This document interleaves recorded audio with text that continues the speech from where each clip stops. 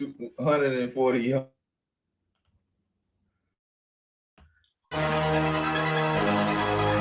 All right, ladies and gentlemen, one more time for your mind.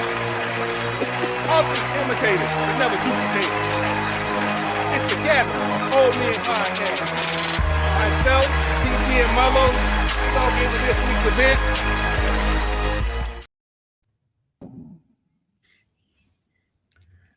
You know what? Let's just start it right off with the smoke. Oh, man. I do recall. I've been saying for 6 weeks. Oh, Zach, did you stub your toe today? I think you need to stub your toe. That's what I think you need to do. It's nose by 10. It's nose by 10. Hey, Zach coming in hot, boy.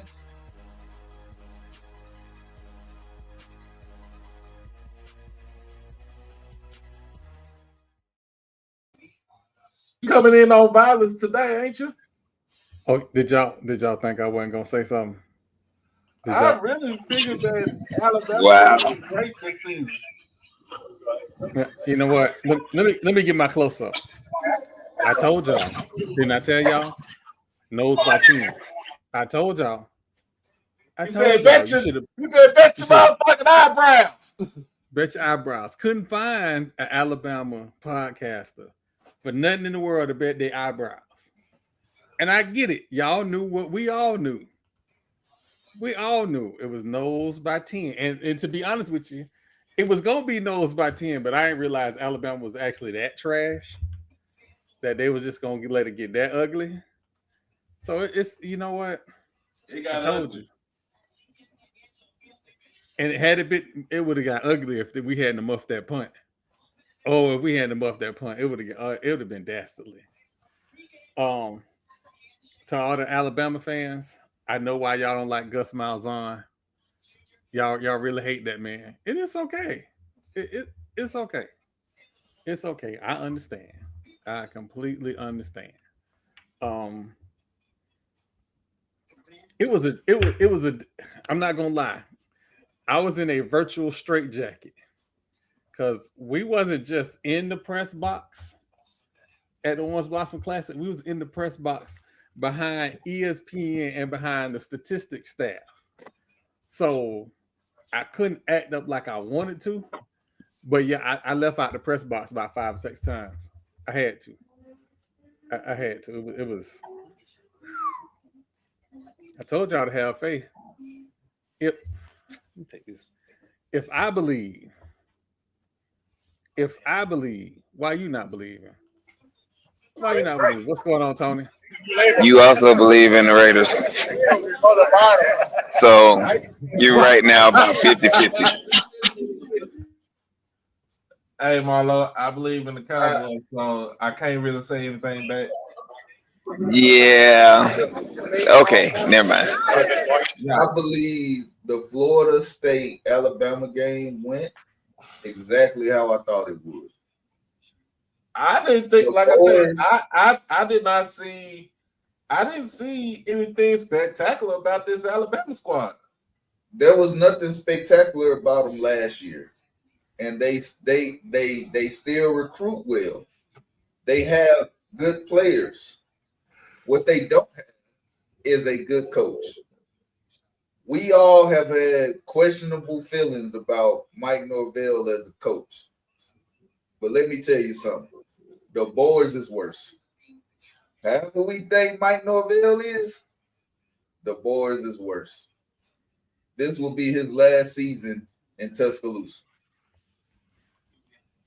I don't know because you still got because Alabama ain't gonna pay $70 million like that.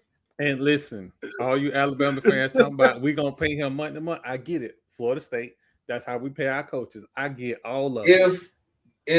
If the boys is not out of town by January 1st, because they're not gonna be in the playoffs. If he's not out of there by January 1st, pitchforks and torches. They are going to storm his house. They're going to storm the stadium. and they're gonna be calling for blood. Listen, and I want for everybody that's joining the podcast, welcome. As always, go to watch.fatmouthsports.net, hit that subscribe button, hit that like button. If you got a comment. I always respond to the comments, and the people give me all the business in the comments. However, I just want to point out, Marlo is the bad guy. Stop shooting at me. You know what? Anyway. I don't know. What? They come in here. How the hell you say I'm that? gonna tell you. Marlo called them people felines. Called them people felines, and they got mad at me. I just said they had a cat fight. And they got mad at me. Well, I didn't say anything that wasn't true. There's gonna be a cat fight this weekend. We gonna get to that. We're gonna get to that because it's some business I got to stand on. So I'm an attaboy in my nose. I've been up and down the timeline. I ain't got to touch dance no more. Y'all know how I felt. Y'all know how I still feel. Our Ohio State people that jumped on the timeline. We got a 3-game lead in the series. What is we talking about? Stop talking about Florida State. Y'all didn't want to play Florida State no more. Let that go. Who is this? It's a bunch of Ohio State people that jumped on the timeline. Yeah. What's going on? So I want to say shout out to my guy over there from the Ohio podcast. I went on there the other day to talk about the upcoming matchup between Grambling and themselves. I just told him to just sit Jeremiah Smith down. He don't need to play. Saturday.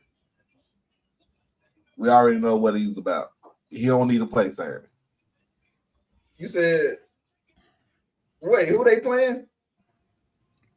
Grambling State. Grambling. Ohio State is playing Grambling. Like, what are you talking about?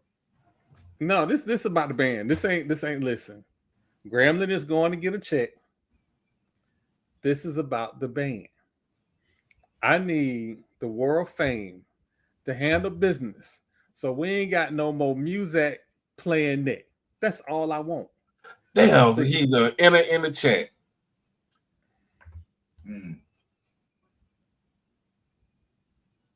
Damn, Crook is in the chat.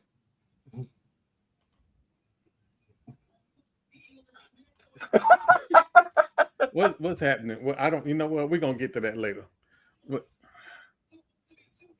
Oh wow! So that's what we're doing. That's what we're doing. Oh, that man shooting for real. Hold on.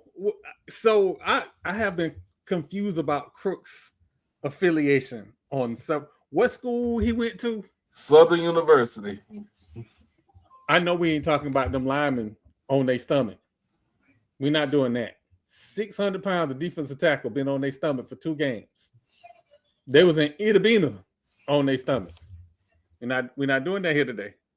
We're not doing that here today. We're gonna get to your game later because you got a monster looking at you this weekend too. That being said, like I said, all the attaboys, all of that, y'all seen me on the timeline. I told y'all so. Maybe y'all should listen to me when I be talking about stuff because you could have made you some money. I was sure hoping to get some eyebrows, but it is what it is. Not for the ugly. So we cover HBCU sports, and sometimes we are in the press box. Because we was at the Ibis rented stadium, they didn't let us roam around like we normally would, so we didn't get to see E. We didn't get to see Tasha. We didn't get to see Ash because they said they wasn't gonna be in the press box. So we had to do what we had to do, right? So I didn't get a chance to see everybody. So we was in the press box and we sat through the FAMU Poconos 10,000 game. And first off, shout out to the statistics staff. They do a hell of a job. Like if you've never seen the scoring staff work a game, they do an amazing job of tracking tackles, who had penalties. Like they do all the hard work that you don't see behind the scenes. So first off, shout out to them, especially the Seminole in the building. Shout out to y'all. Y'all did an amazing job. Not to this game. Have you ever seen a person in a virtual straitjacket? Because that was me and Marlo. We couldn't cheer. We couldn't groan. We just Y'all was sit at there. work. I voiced my dislike in a calm tenor. I said, "What the fuck is that doing? Running that play?" And I had to say it like that because they said this is a working press box, so there will be no cheering. So to be fair, I'm gonna get to my press conference, the morning call, because I know that caused a little bit of stir. But to be fair, the penalty going into the end zone, I didn't realize it was a phantom holding call. I didn't, from where I was sitting, I didn't realize it was a phantom holding call. So that phantom holding call cost us a touchdown, right? So that's one touchdown. Because remember, I said 3 touchdowns. So in the first half, you work all game to get your running back, your wide receiver wide open down the sideline, and the quarterback missed him. That's 2 touchdowns. Right. And I had in post game, I kind of said the offense seems to be out of sync. Right. It wasn't a shot at Cozy or none of that. It just, the offense just seemed out of sync. So I brought that up. Then it was either going into halftime, it was either close to halftime or the second half. There was a wheel route that went to the end zone that was poorly thrown. Again, running back by himself. That's 3 touchdowns. Right? I'm going to give y'all some statistics. FAMU defense held Howard to 1.6 yards rushing. They held them less than 200 yards of total offense in the game. You supposed to win them games. Defense did their job. They did yeoman's work. I big up to the defense. I actually like what they did on defense, though. I actually like what FAMU did on defense. It was he took, like he said, he was gonna take over the defense. He got a defensive coordinator, but it's him.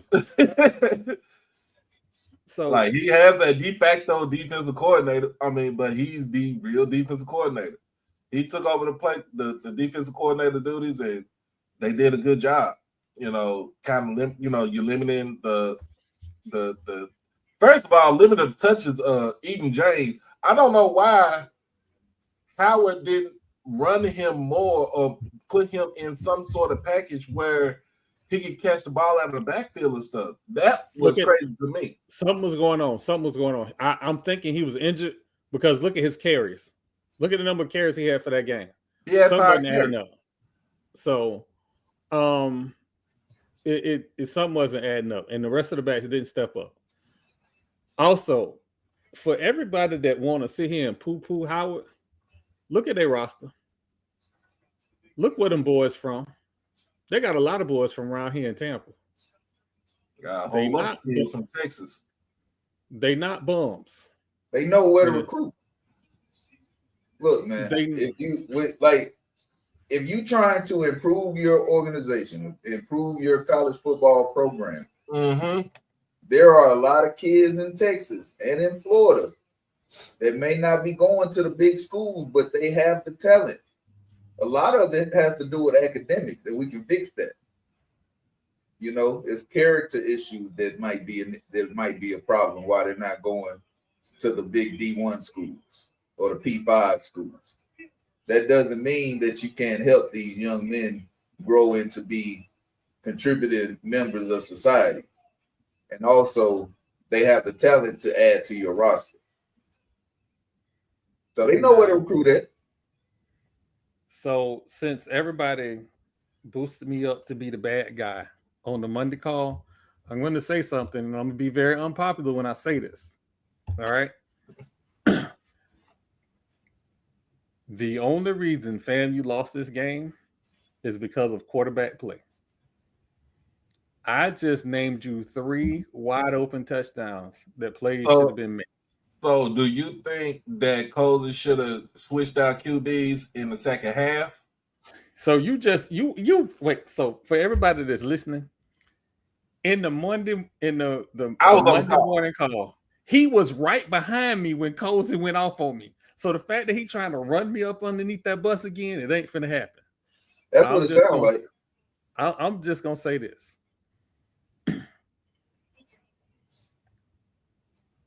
Oh, man, I'm trying to be judicious when I say this. The man needs to work on some fundamentals, or again, remember, this is first live action play since high school.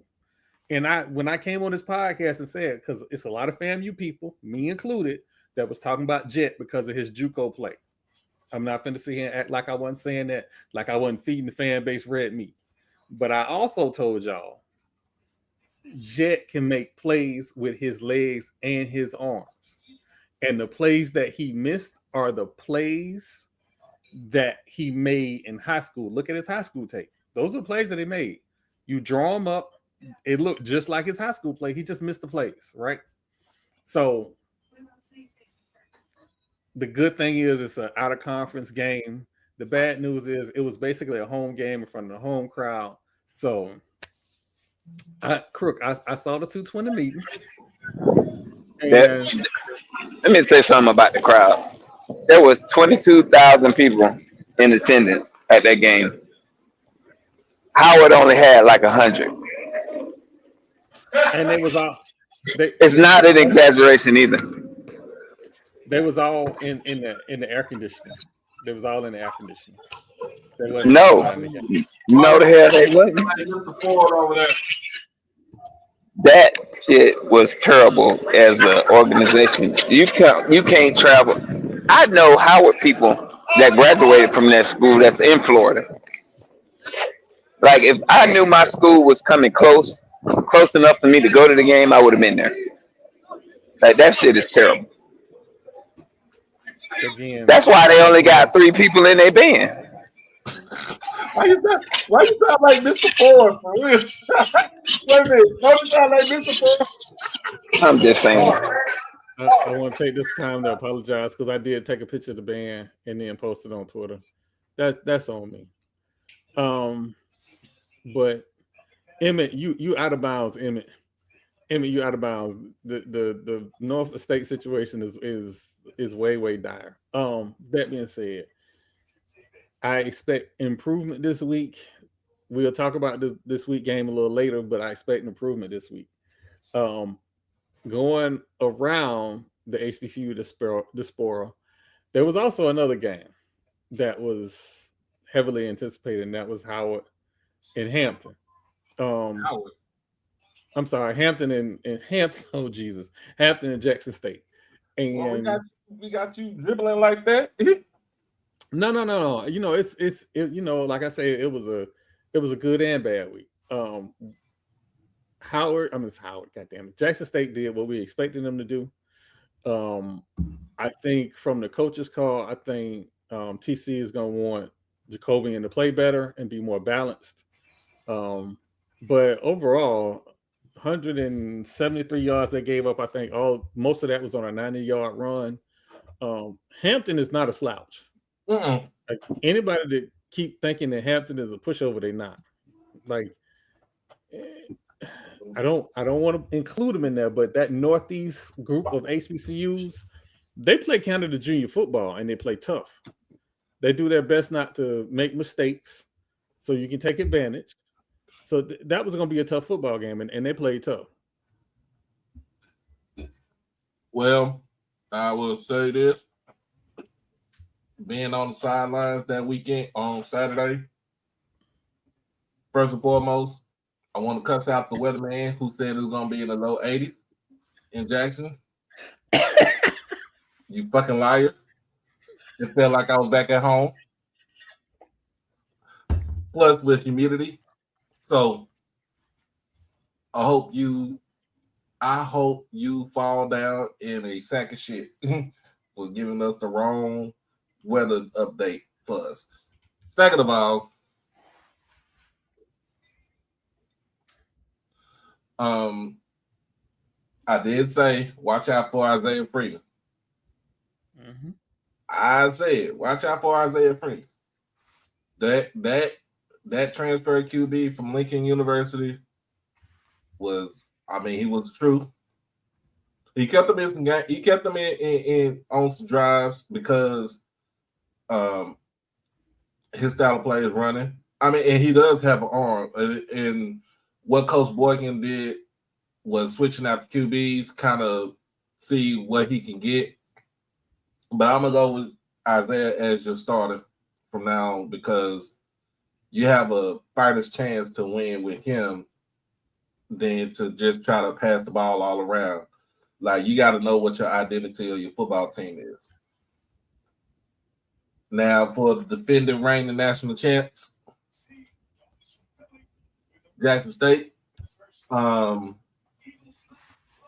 can tell you this. Hampton DBs press damn near the whole game. Press. I'm talking about you got a DB that's probably like 5'9", 5'10", going up against a guy that's 6'4", going up against another DB, probably about 5'11", going up against a guy that's 6'5", and basically putting their hands in their chest. They want to try to get out that line. Look, TP, if I'm lying, I'm flying. But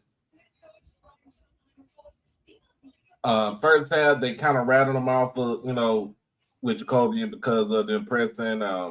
But this opened up the slot receivers, Nate Rimbert, Janela Dupree.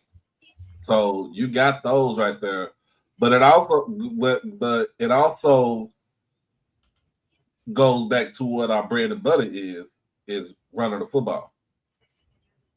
And the stable of running backs that we got, led by Ahmad Miller, with his 180 yards on 12 carries and 2 touchdowns. My man could have had 2. He could have had 3 touchdowns in the game. Could have had over 200 yards in the game if he didn't get caught by the turf monster.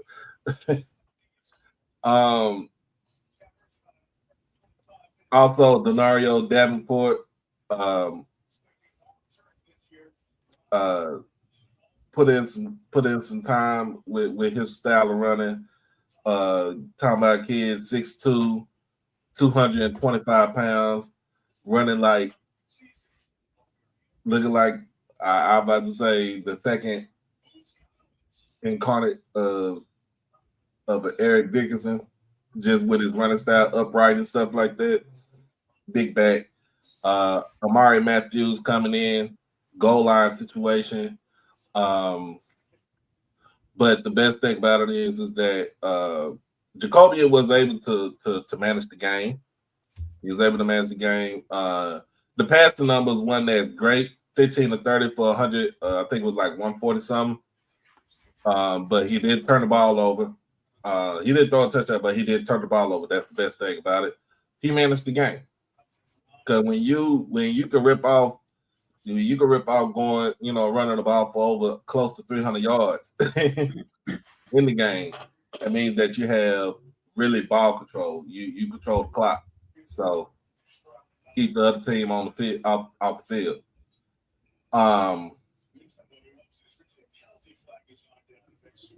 Defensive wise, yes, and no negative plays.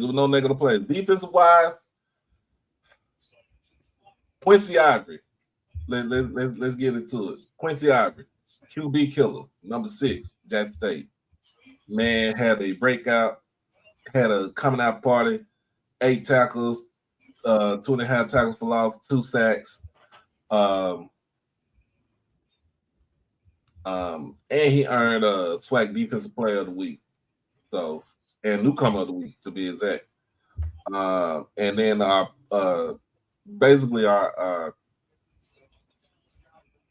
punting and kicking, G Baby he went perfect on extra points, and Donovan Warren, our punter, basically flipped the field. averaging like 40, almost 43 yards a punt. Pinned them down inside of the 10-yard line, I think either 2 or 3 times in the game. So basically, Hampton had to kind of go and, they start from way deep in their own territory and stuff. So, and basically, it made the defense feast or famine. So, I give it to TC what he did. I give it a B-. For it, this is just me, my standard. I give it a B-, and only because we had some drop passes. The DBs, I mean not the DBs, but the receivers, outside receivers, really couldn't get past the DBs for Hampton. But other than that, like I said, we didn't turn the ball over. We didn't have any negative plays. Our rushing attack was good, was great. Our defense was spectacular. That was this is the 14 points. The second touchdown was the first time we gave up a touchdown in the second half since in the last 3 games. And again, for everybody that's overreacting from the week 1 games, it is week 1. Relax. And I know I'm me. I know I'm Mr. Overreactor. But it's week 1. Everybody relax. Before we go to the, we'll keep going down the slate because it was a game. It was a game that we saw the best quarterback in the SWAC play UAB. And the way their coaching is, I guess, never mind. Shut up, Troy. But UAB had a fight on their hands. And until midway through the third quarter, Alabama State had an upset on their hands. They had an actual upset in their grasp. I'm gonna say this, and it's not disrespect. It is police at somebody's house. He came out like a second. I was muted. I don't know what that was. I was gonna say duck and cover. But I'm not gonna lower the standard. And I think I got on No Chill podcast to say this. I'm not lowering the standard for Andrew Body. He is him. He's been him. Yeah. Right. So I'm not lowering the standard for him. Now, what was concerning, I think Blue said that Alabama State was missing like 6 players on defense. Okay, but this still UAB. UAB is not good. This is the first time an FBS and an FCS school, the top end talent was equal. The only difference was UAB had a little bit more depth and made a few more plays in the running game than Alabama State. Other than that, Alabama State was right there with it. Now, I wouldn't even call it depth. I was just saying that I would say that the running game was a little bit better, and Alabama State's defense is still young. They're still learning. This UAB squad, they are bad. They didn't recruit well. They didn't hit the transfer portal well. It was bad, right? So Alabama State had a puncher's chance. My question, which I never thought I would say this about Alabama State, but again, their defensive coordinator as at UAB. When is Alabama State's defense going to get off the bus? And we'll talk about the upcoming game. They're going to have to come with it this week. And we'll get the Crook favorite squad on this week's game a little later. The other game that was shocking was the Mississippi Valley State and the Southern game. Yep.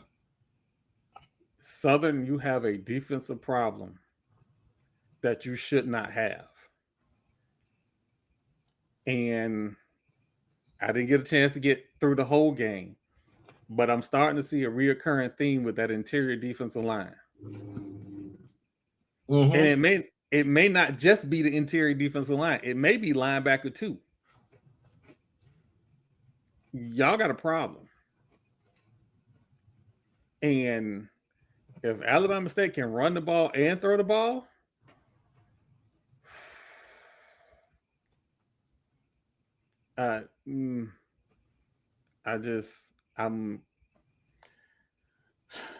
what should have been a very deadly Southern squad, they have early season questions that we didn't think they was going to have. Touchdown Cowboys. Wow. Imagine saying that early in the season. But only because Jalen Carter got ejected already. oh wow. For spitting on that. Oh wow. Just a side note. If somebody spit on your quarterback, it's supposed to be 3-4 people get ejected. That's all I'm saying. So, but we will say this. Valley is not your granddaddy Valley. They're going to play hard. They might not have the best talent, but that talent going to play hard. And they may have found their quarterback. Yep. They may have found their quarterback. I like what I saw from. Remember when I said it's going to be about 3 or 4 quarterbacks in the SWAC that's going to surprise people? Yeah, it might be 5. But again, we'll see. I'm trying to think of any other. Somebody check on G. Alcorn lost the game to North. What is it? What is the name of the squad? Northwestern State. Northwestern State. A squad that has not won a game since mid-2022. They stormed the field on They stormed the field. Yeah. They had a 20-game losing streak. The most at FCS at the time. You got to be down bad if they storm the field on you. They win, they storm the field. Like, I think they stormed the field just because they was happy because of the simple fact they won a game for the first time in 20 tries. Yeah. That was shocking. So, y'all check on G, give him your love. Resources play a significant role in wins and losses. So I'm gonna say this, and I don't care who get mad because I know somebody was on the timeline hollering about if my team lose, I'm not donating or going to games, all that. If your team is not winning, they need your dollars, your attendance, everything that you can possibly give to them. They need those resources more than ever.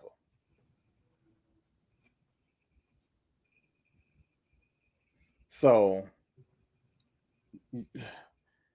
don't give up on your squad just because they losing. But that was that. I think that was all of the major games this weekend in the SWAC. Did I miss one more? Which one did I miss? What? Down there at H-Town. Oh man, I did miss that. Maybe it's because I woke up and Witt and Lionel was already fighting on the timeline. How y'all wake up at 5 o'clock in the morning tussling? But there was the Labor Day Classic. The fact that this game shouldn't have been close, but PV had 159 yards and penalties. That meant the game was personal. And it shouldn't have been personal. It should have been business, and it should have been close. But them 159 yards and penalties kept Texas Southern in the game. And it came down to, I got in trouble on somebody else's podcast for saying this, but I'm going to say it again. If you have the opportunity to get an interception, you have to squeeze the ball and bring it in. That's it.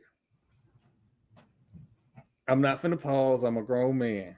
You have to squeeze the ball and bring it in. That's it. Paul. That's all you got to do. That's all you got to do. Man, I'm grown. I got 5 kids. I ain't got to pause nothing. Well, we'll say it for you. Pause. No. So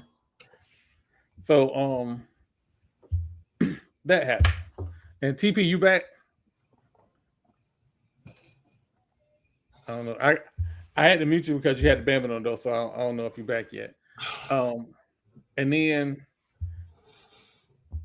the game of the week in Major Football that everybody was looking for, and I say FO, everybody was looking for, was Texas and Ohio State.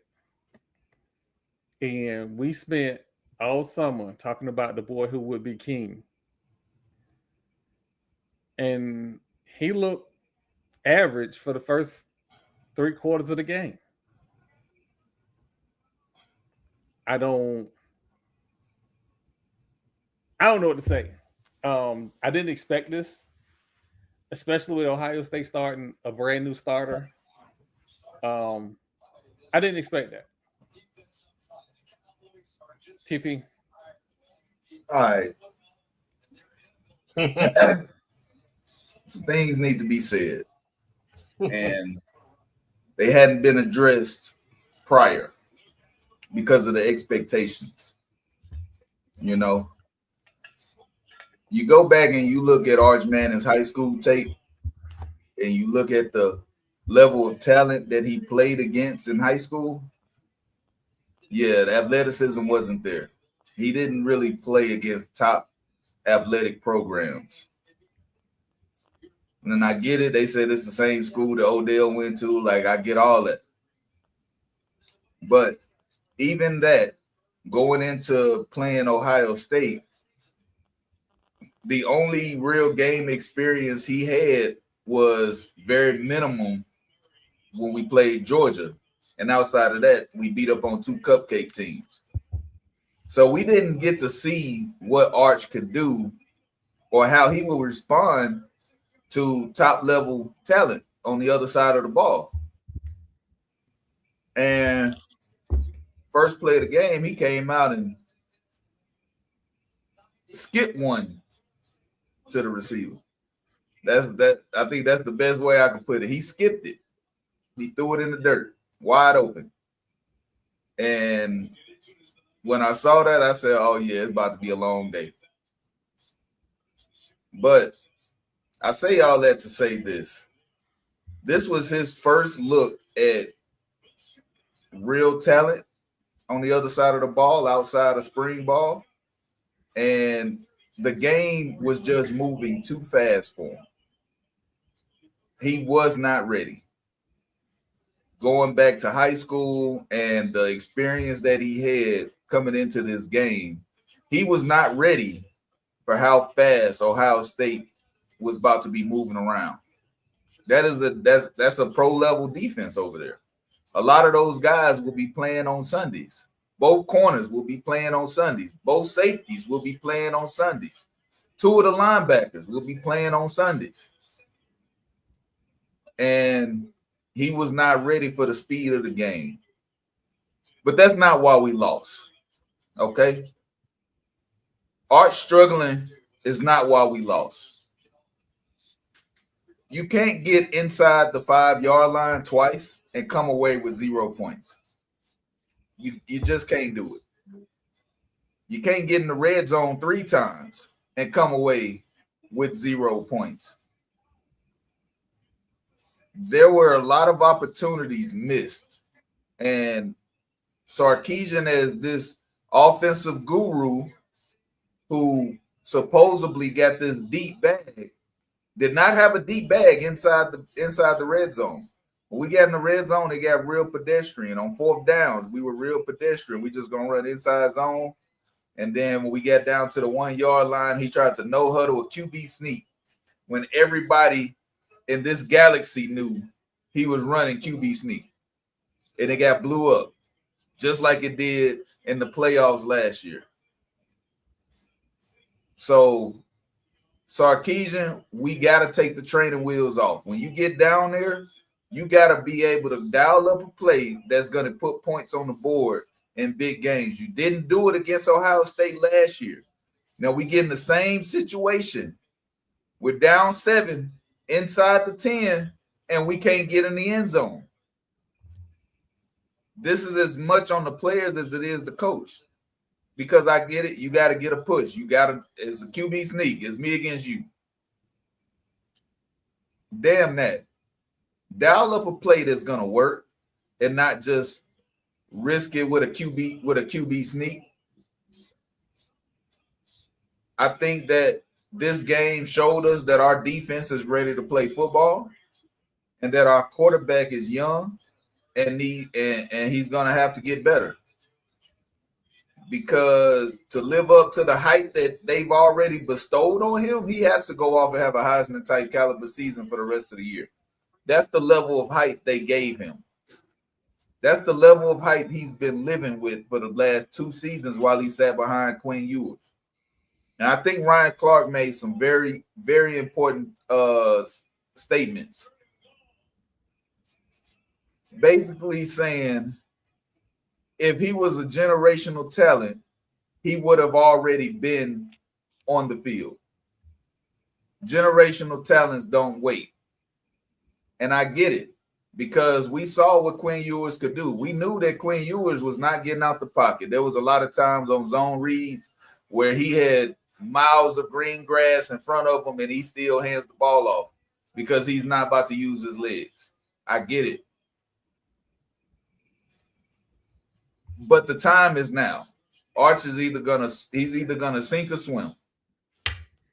To live up to the hype, it has to be one of the greatest college football seasons he can put together for the rest of the year and get us into the playoffs. We still got some huge tests up the road. We got Florida in Gainesville.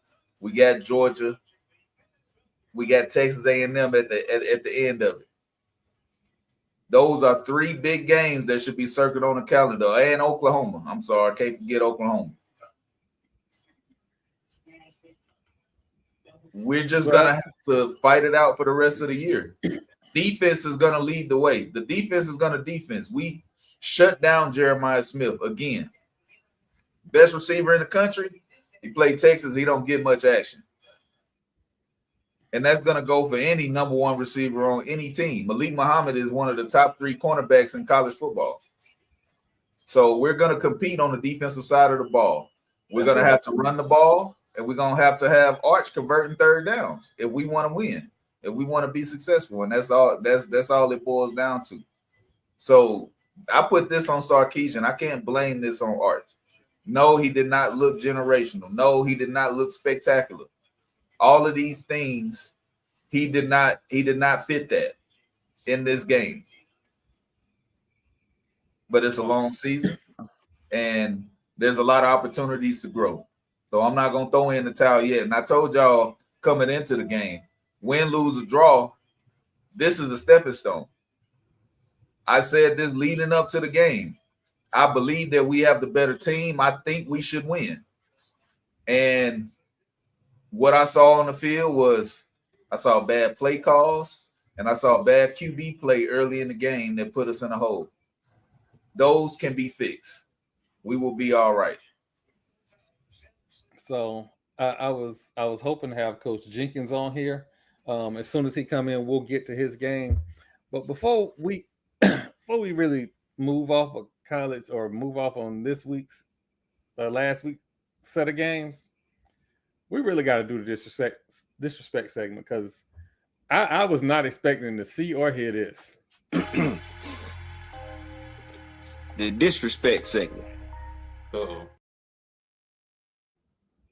Listen, it's that time of year where former players go back to their old schools tell their children, what the player they was and how much fun they had playing football for their alma maters and yada yada yada. In walks Tuskegee's head football coach and AD Reginald Ruffin, who said, "Don't call him about no free tickets. Buy your damn tickets. He ain't got none. Go buy them. He don't want you on the sidelines. Go buy your tickets. As a matter of fact, stop telling people you was the man you was not." Wait, hold on, wait, what? Who ran around saying they was the man on the football field, but was not? I don't know. But they will have a historic night up underneath the lights in the shade, or is that the way to say it? In the shed, ball and parlay. But what you will not do is you will not ball and parlay on Tuskegee University's dime. That's what you won't do. I don't think. What you got, Doc? Because I know you saw this. It was. Well, what I saw with AD Ruffin, he ain't lying.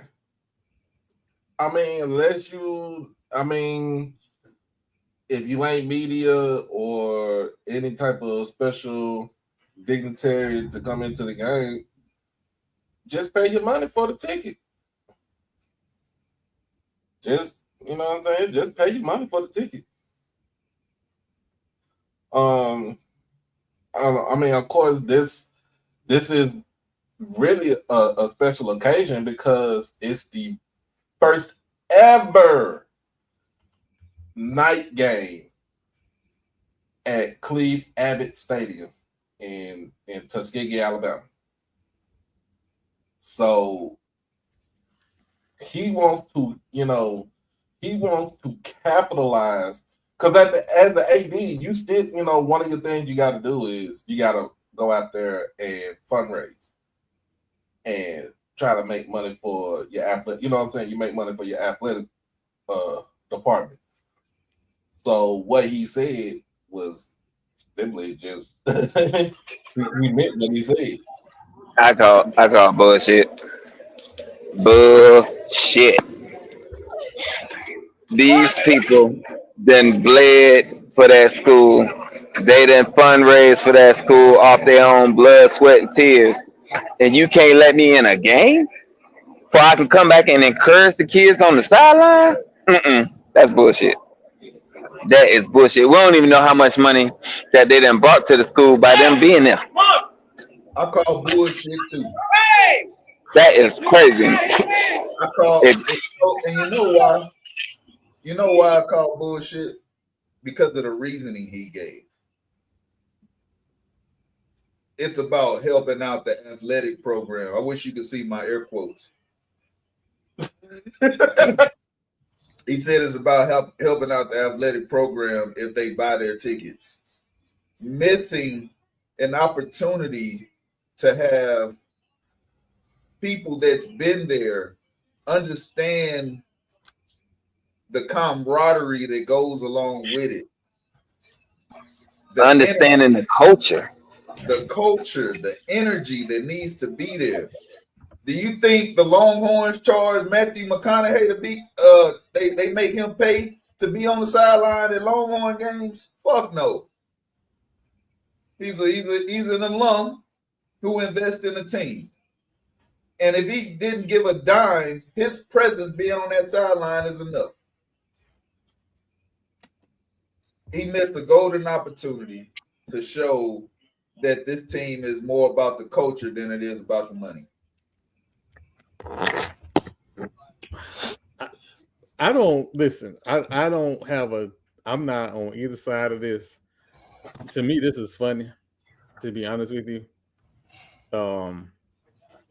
The story going into this season before this event was the first night that Tuskegee is going to have a night game under the lights. That's what the story was. That is no longer the story. The story is buy your damn tickets now. That's the story. Right. Missing Yeah. the whole point. We didn't lost the whole like what are we doing? Because now he's the story and not the game.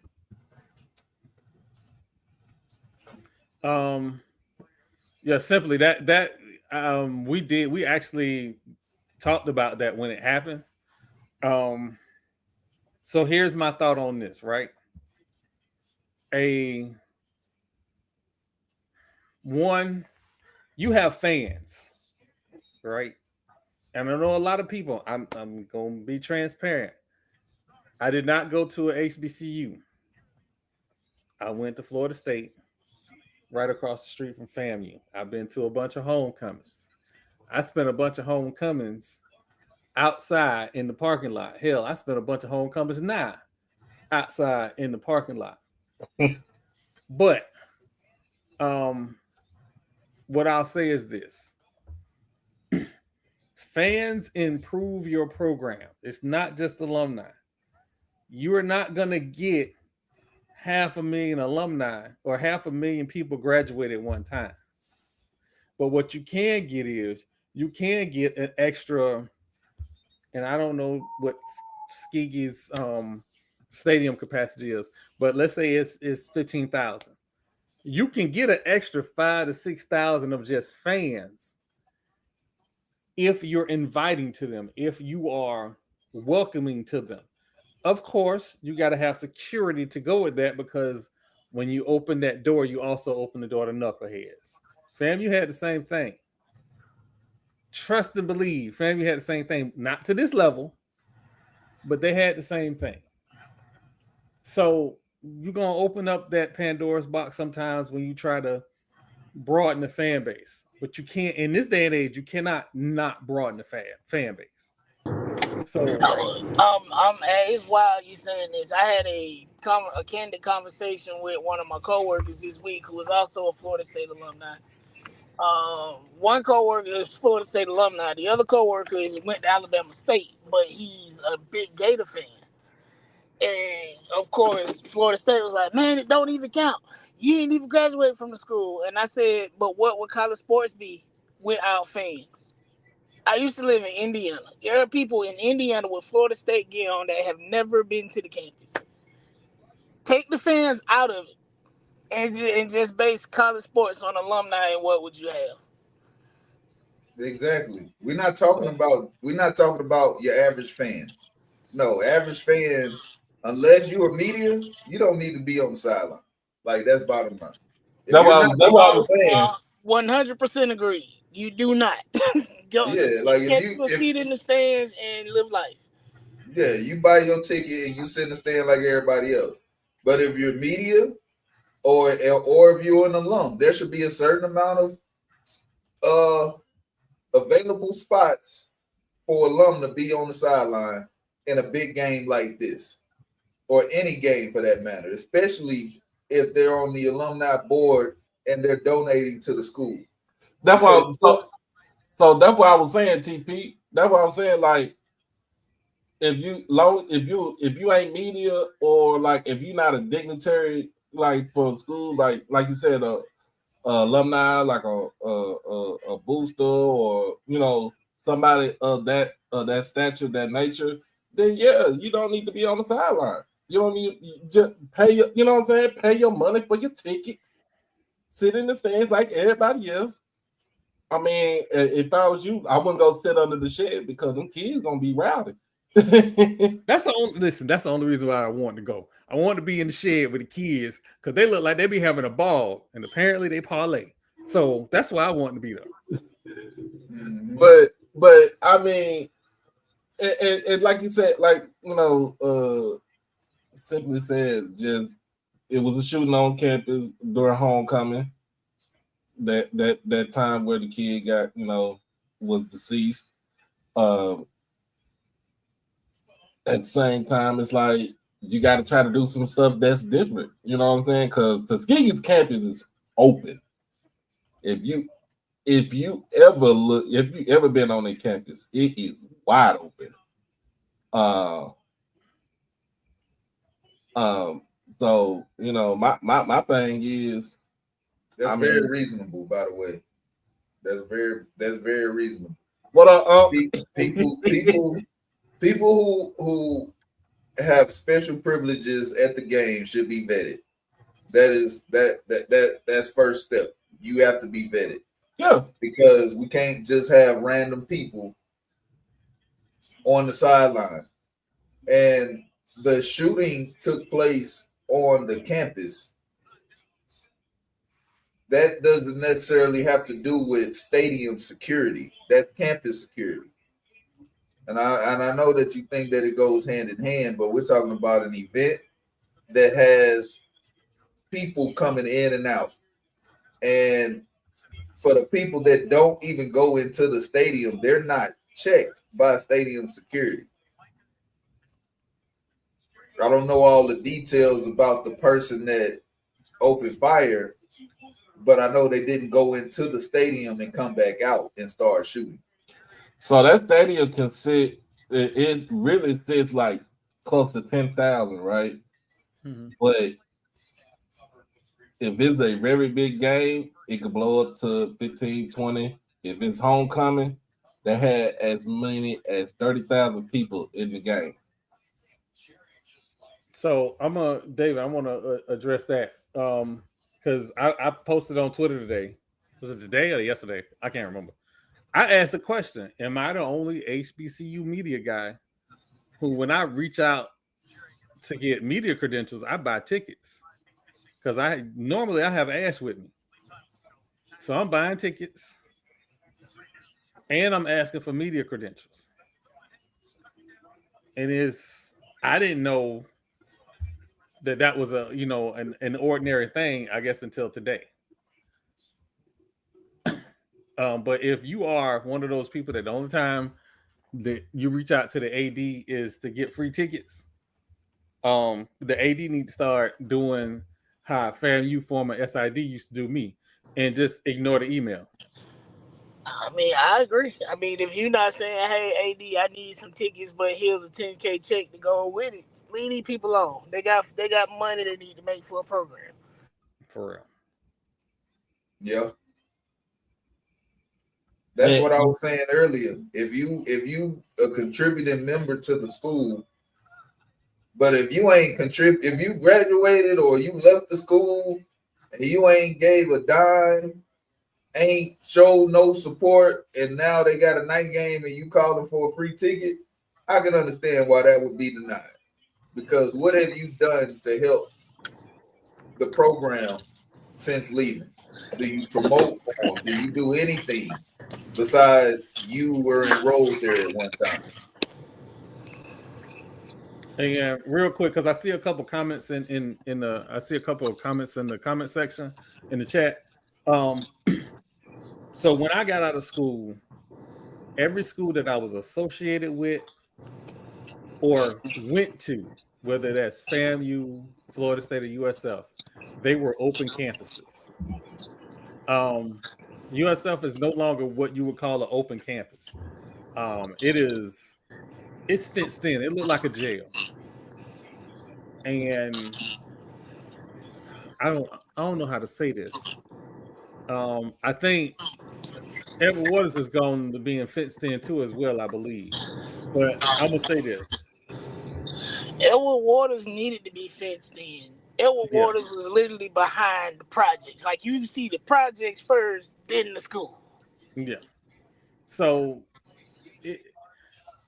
when it comes to FAMU, and I have a very strong love affair with FAMU. I don't want to ever see that as a closed campus. If it happened, would I understand? I would understand, but I don't want to see that happen, because whenever there's HBCUs and bars, I think of the Goody Mob line. Did you put the bars up to keep crime out, to keep our ass in? That's what I think about. That's the aesthetic that it gives when you look at it. So I understand the safety faction of it, but man,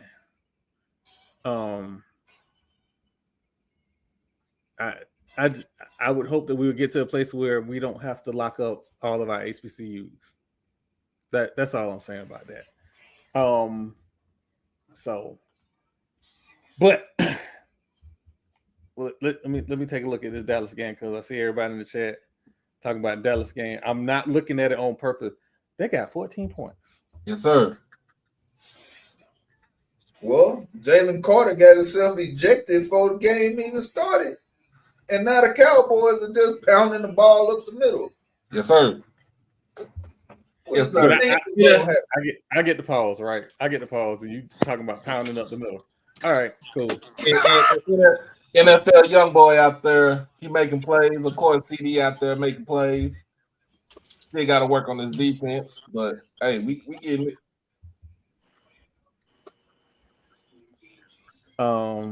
So EA, to the player that left everything on the field, and I don't want to call a play out. There was a similar situation at Florida State, and two things happened. So I'm gonna give two sides. Two things happened. One, he was dismissed from the program when others were not. So his lack of connection to the program, I understood. There's another situation where another player got the program put more into him than he put into the program. And when he left, he left. We ain't heard nothing from him again until certain games popped up. And he got denied. Some programs, I'm not saying all, some programs, when you're a former player, they make sure you're okay. They make sure you're straight. If you ain't straight, you have people reaching out to you. Because if you lead a program and you ain't straight, it is a reflection on the school and the program, right? But if the program is trying to reach out to you to figure out if you're okay and you not doing nothing, and granted, people have health issues and all of that. I ain't talking about that. I'm talking about people who are okay. If the program is reaching out to you, make sure you're straight and you not responding at all. And I'm not talking about like 3 or 4 years. I'm talking about a decade and a half. And then you just pop up. No, you can't call about no tickets. No, that's a slap in the face. And y'all know how I feel about AD ski masks. And I want to go back to something real quick because I was in the field just a second ago when somebody said Elton Waters is right by the projects. I grew up in the same neighborhood as Elton Waters, and we didn't see it as being the projects. I just want to go on the record saying that. No, Marlo. Now, like you have to remember, I lived in Jacksonville like a year and a half ago. That area, like right next to Elwood Waters, not like Oh, it. So oh yeah, yeah, back in the it's day, it was Kings, nice. it's Kings Road. Well, I wouldn't necessarily categorize it as nice. It was a lower middle class area. Like, yeah. But But now everybody owned their the home. YNs have completely taken that area over. Yeah. Yeah, it is. Yeah, it's rough over there now, man. Damn, that's crazy. But you know what? But no disrespect though, and my bad if it came out like that. No, I'm just messing with you because I grew up on Kings Road, well, right down the street. So, Well, yeah. we're gonna take a quick break and we'll be right back. Like, you gonna have to see a therapist about this Florida State thing, bro. Cause Wait a minute. No, we not. You know what, TP? We not finna do this. You know why we not finna do this?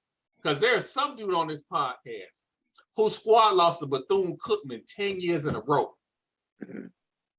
and we still have a running record against Bethune. We could have lost to Bethune 20 years in a row and still would have a winning record against Bethune-Cookman. We still 30 Ask him his up. feelings 3 years ago when they lost to Bethune. Oh, I don't care if we were playing. No, don't do that. State. No. What was your attitude after y'all lost to BC 3 years ago? Oh, I was definitely not happy. I don't know nobody who root for a team and they lose and you be happy. But you gonna degrade me in my outrage. There has never at any point I said, and I quote, I hope my head coach get hit by a Nerf bus. I'm not finna march the 100 down the street in front of his house, hoping I wake him up and disturb his rest enough that he would want to move and leave Tallahassee. I have never been that angry at any coach staff of my at my alma mater. So what I'm trying to get you to understand is our dislikes of events are different. I will come out and say, I think FAMU gonna win it all every year, whether they go out and win it all or not.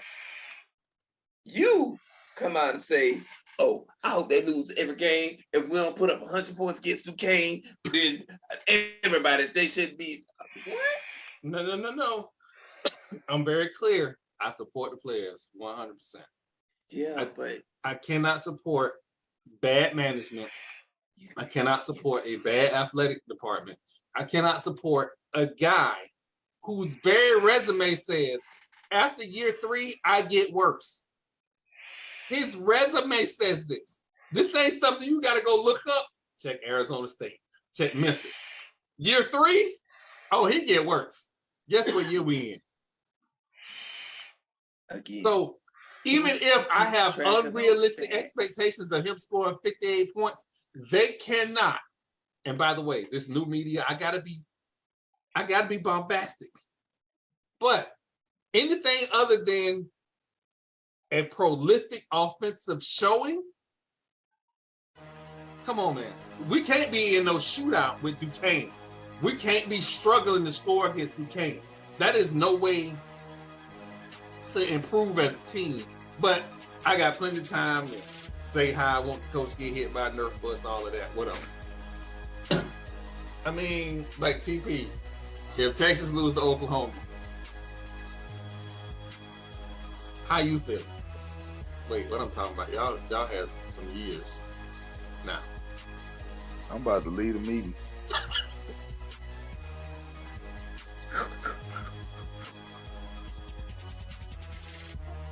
Where the lead meeting button at? All right, this has gone long enough.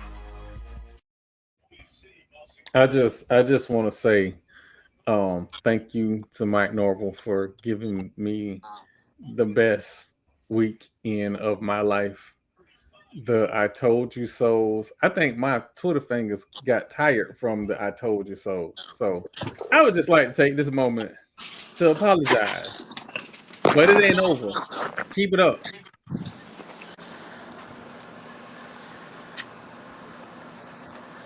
So, but I got somebody background. Real quick before we get back to college football, I just want to say, Amari Cooper has retired from the NFL a couple weeks after he signed with the Raiders. After the Raiders cut the kid from the quarterback from, was it South Dakota State or no from the Salukis. Cut the kid from the Salukis. Thank you, sir. I really appreciate that. Really appreciate that. Speaking of Nerf buses, hope he get hit by a couple on his way out of Vegas. That being said, y'all got anything before we get to this these slates of games this week? Talking about Dan Mullen, or you talking about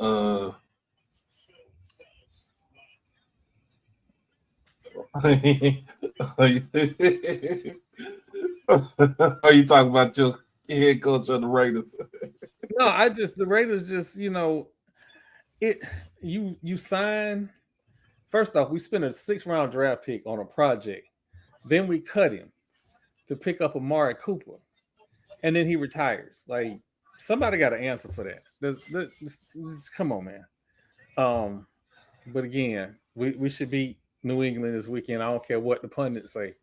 We better beat the Powerball is $2 billion. Understand that. The Powerball is $2 billion.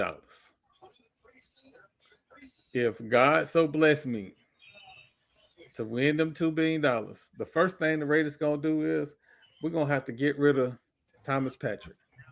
That's the first thing. First thing that's gotta go.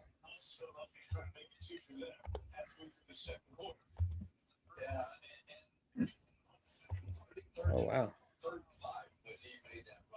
So, but I got plenty of time to talk about how I want to get a job in security and have his car towed every day. Got plenty of time for that. Plenty of time for that.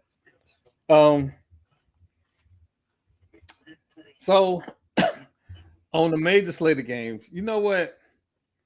I forgot to give Tennessee their attaboys because we did not think that Josh Heupel had his quarterback, but apparently Josh Heupel got his quarterback, so he got to get an attaboy.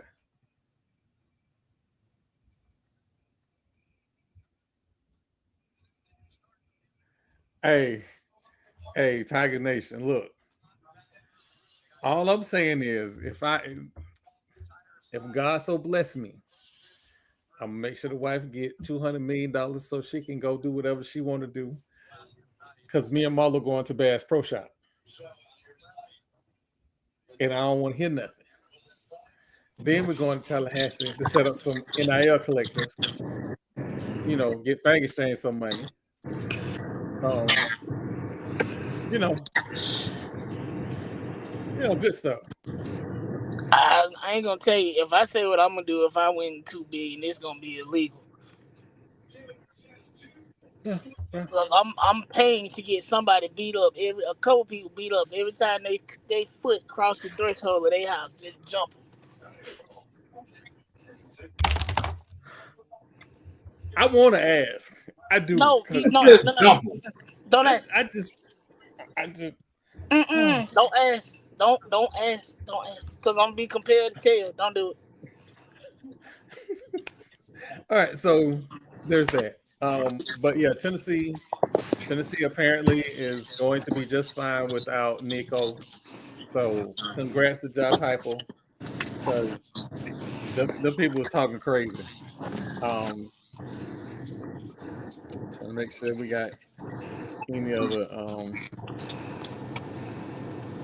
I know this is a check weekend, but God, while you winning me the Powerball, can you have South Carolina State beat South Carolina? As long as they keep calling themselves USC, they should lose every game.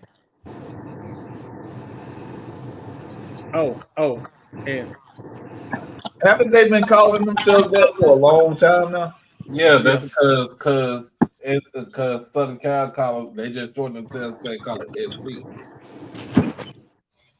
Yeah, I call them Miss. If you say USC to me, I automatically think of Southern California.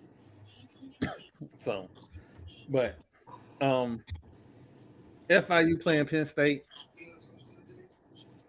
can Willie pull off an upset? I don't know. It'll be interesting to watch. That is going to be on ESPN Plus. Trying to make sure we talked about Grambling State game against Ohio State. And that's pretty much it. Nothing. That school in Daytona is playing the Ibis people, and they taking a school bus or they walking? I don't know. I just want it to be a 9 overtime tie, and the NCAA say we got to go because the bus driver is running out of drive time. That's all I want.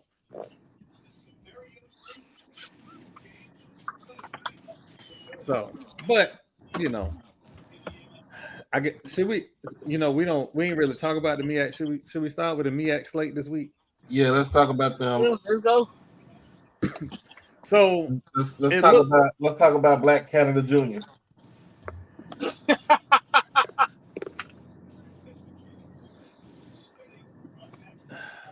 All right. So first up, Townsend is playing Morgan State, right? And that's supposed to be the rivalry. Can Morgan State play better than Norfolk State? That's the question. That is the question. I haven't seen Morgan State play this year, but Townsend looked pretty good. But that's also hard to say because they were playing Norfolk State and they looked horrible. Yeah. I'll get to that Virginia State, Norfolk State game in a minute. Central is playing Old Dominion. Old Dominion right now is sitting at 0-1. Do we think Central can get back to winning against Old Dominion? Yeah, I'm going to go with Central right now. Pull an upset. Okay. I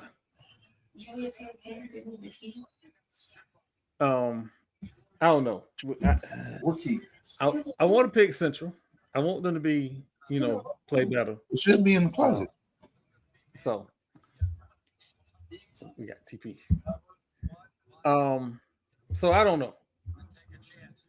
I'll take Central for the upset, but for me, this is just a pick 'em. Temple and Howard. Temple, obviously. Temple, probably by 20. Yeah. The University of Albany and Delaware State. Both of them are winless. I'm gonna go with Dale State. I'm working on that one. Dale State for the. I like what I saw. I like the fact that they got Marquise Gillis on the team as the running back.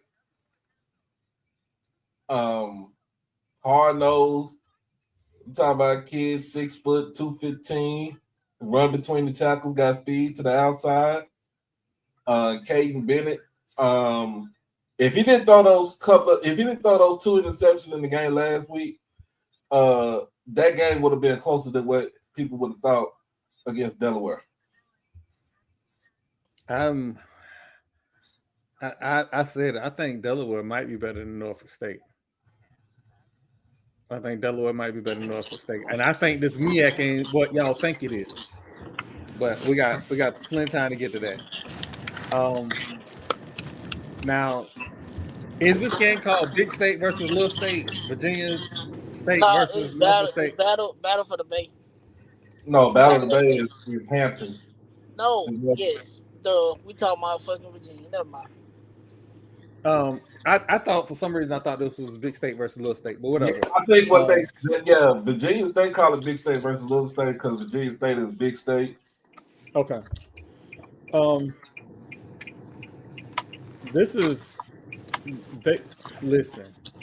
for everybody that hyped up Mike Vick, for everybody that thought Mike was going to walk into the MEAC and just win the conference,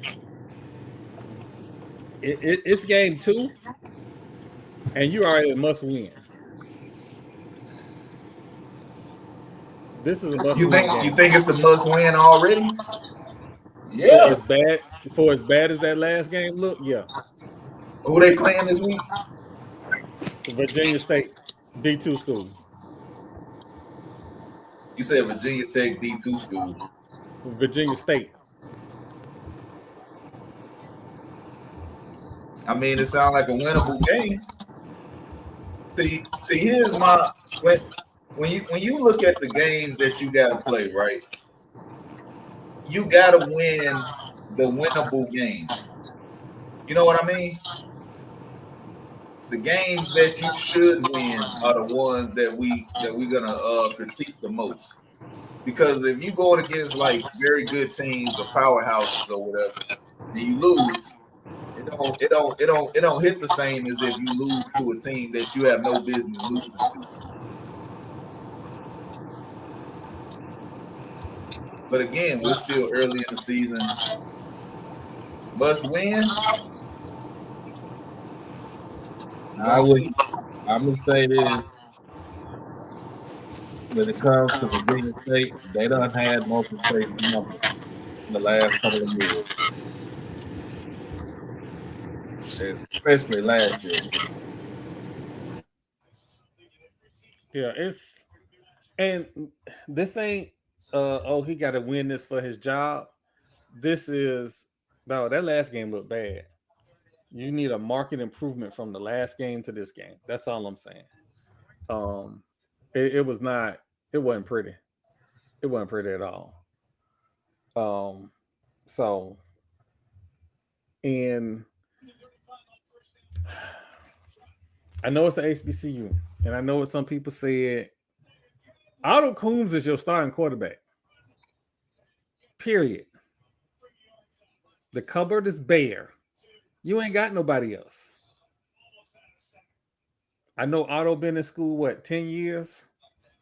But Otto is your starting quarterback.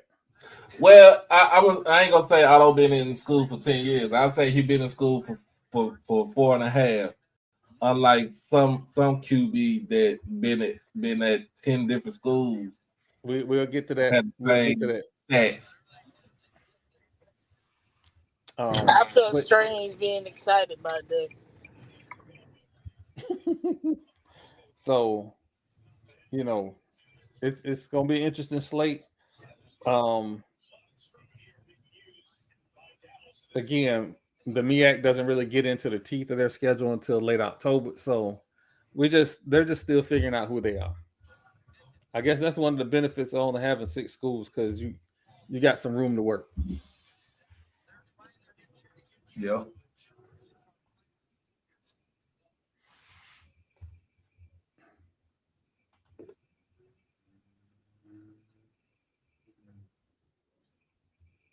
And I agree with you. If Otto Coombs starts, they probably can score 3 touchdowns in this game. I don't know much more about that because they offense looked bad. It just looked real bad. It looks disjointed, out of sync. It was bad. So we'll see. Getting over to the SWAC slate. We got a bunch of money games right on top. I'll start with the least winnable to the winnable, right? That school in Daytona, Bethune-Cookman, is taking on the University of Miami.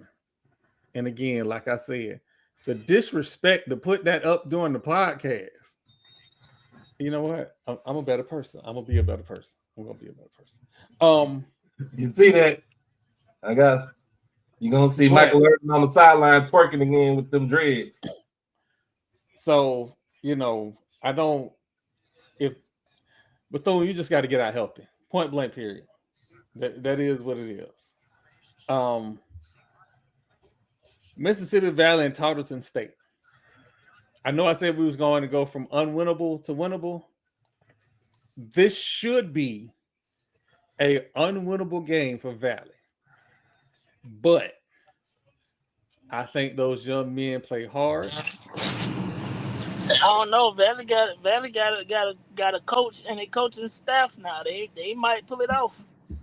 Boy, Dak just almost made the first mistake of the game. I just watched that too. That ball was super late. Valley does have a dynamic quarterback that can run and throw it. So it's gonna make it interesting. It's gonna make it interesting. So we're gonna see. We're talking about Tarleton State because they just beat Army in 2 overtimes over the weekend. I'm being hopeful. Me too. I'm being hopeful. Texas Southern is playing Cal after a tough loss to Prairie View.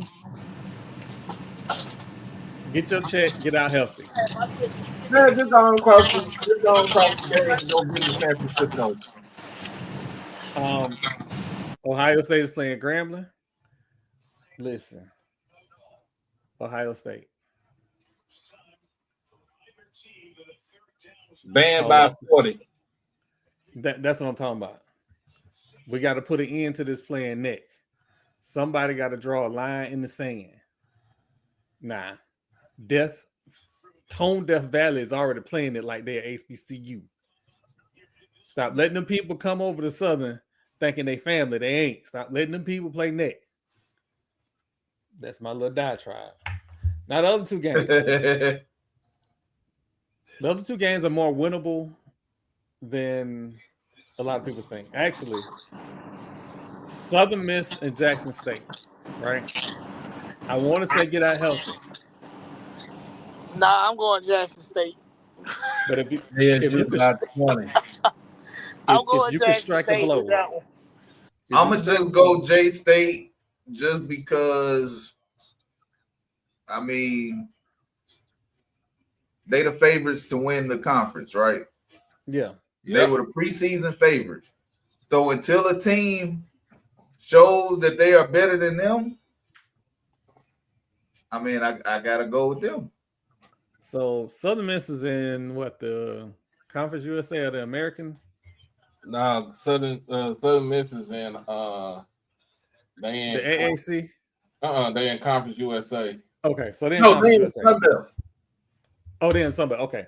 So they probably will win the Sunbelt because all they did was just transfer a conference championship coach.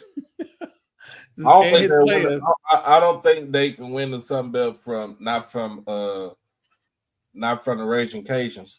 I don't think they would.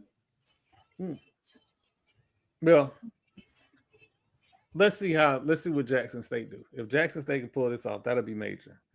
Now, here's a game that I watched the highlight clips to their previous game, FAU, and I watched the whole game.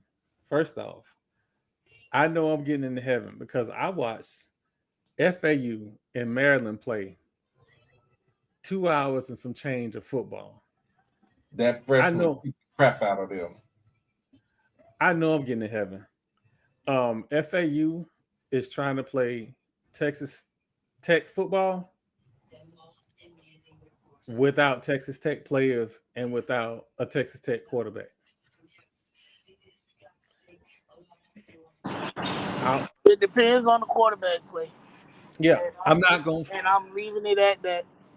I'm not gonna feed the fan base no more red meat because I already got told about myself on the coach's call, so I ain't gonna do that no more. Nah, how about I got told by the coach's call by Mr. Jackson, Mr. Atlanta. As you getting your first Division I win, like, dude, nigga, it's a Division I win.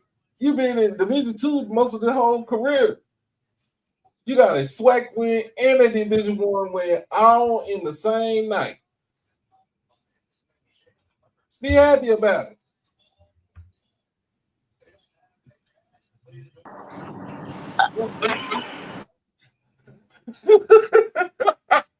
That being said, this game will be closer than what a lot of people. Listen, EA, I hear you. But I was taught to have the faith of a mustard seed. And if I did not look at that game, defensively, fam, you got top end talent equal, if not better, than FAU. It comes down to depth. Offensively, Coach ain't gonna never talk to me no more. We have to get better play from the quarterback. I just said that. It's gonna come down to the quarterback play, and I'm leaving it at that. I am not crashing out. I left that game alone. But if RJ step out there with that bullshit like he had in Miami, it's gonna be a long night. So, but you know, there it is.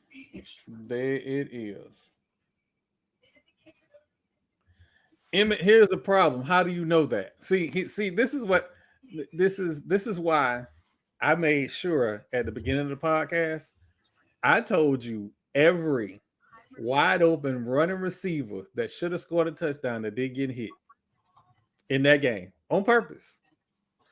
You can't tell me, and it's my fault because I let Zach say that the receiving core isn't that good this year.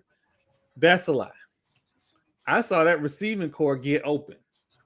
So if I'm seeing the receiving core get open, and I'm seeing missed passes or receivers not getting targeted because they weren't seen and they were wide open, I looked at FAU quarterback throw into double coverage, and what should have been an interception, the corner was laying on the ground, and he got an interception, but they called it back for pass interference on away from the play. FAMU is not as bad as everybody trying to make them be. I It's mean, fine. with FAU though, I don't like their chances against FAU. If all I'm gonna say is this, and if it's important because we said the same thing about Florida State. If the top end talent can hold serve through the fourth quarter, you got a puncher's chance because FAU threw 6 interceptions in that game, and it should have been 8. So there's a chance. There's a chance. And I see all you rattlers, y'all trying to get me in trouble. I already got boosted up before. I ain't finna get in trouble no more. I'm gonna chill out. I've made enough trouble this week.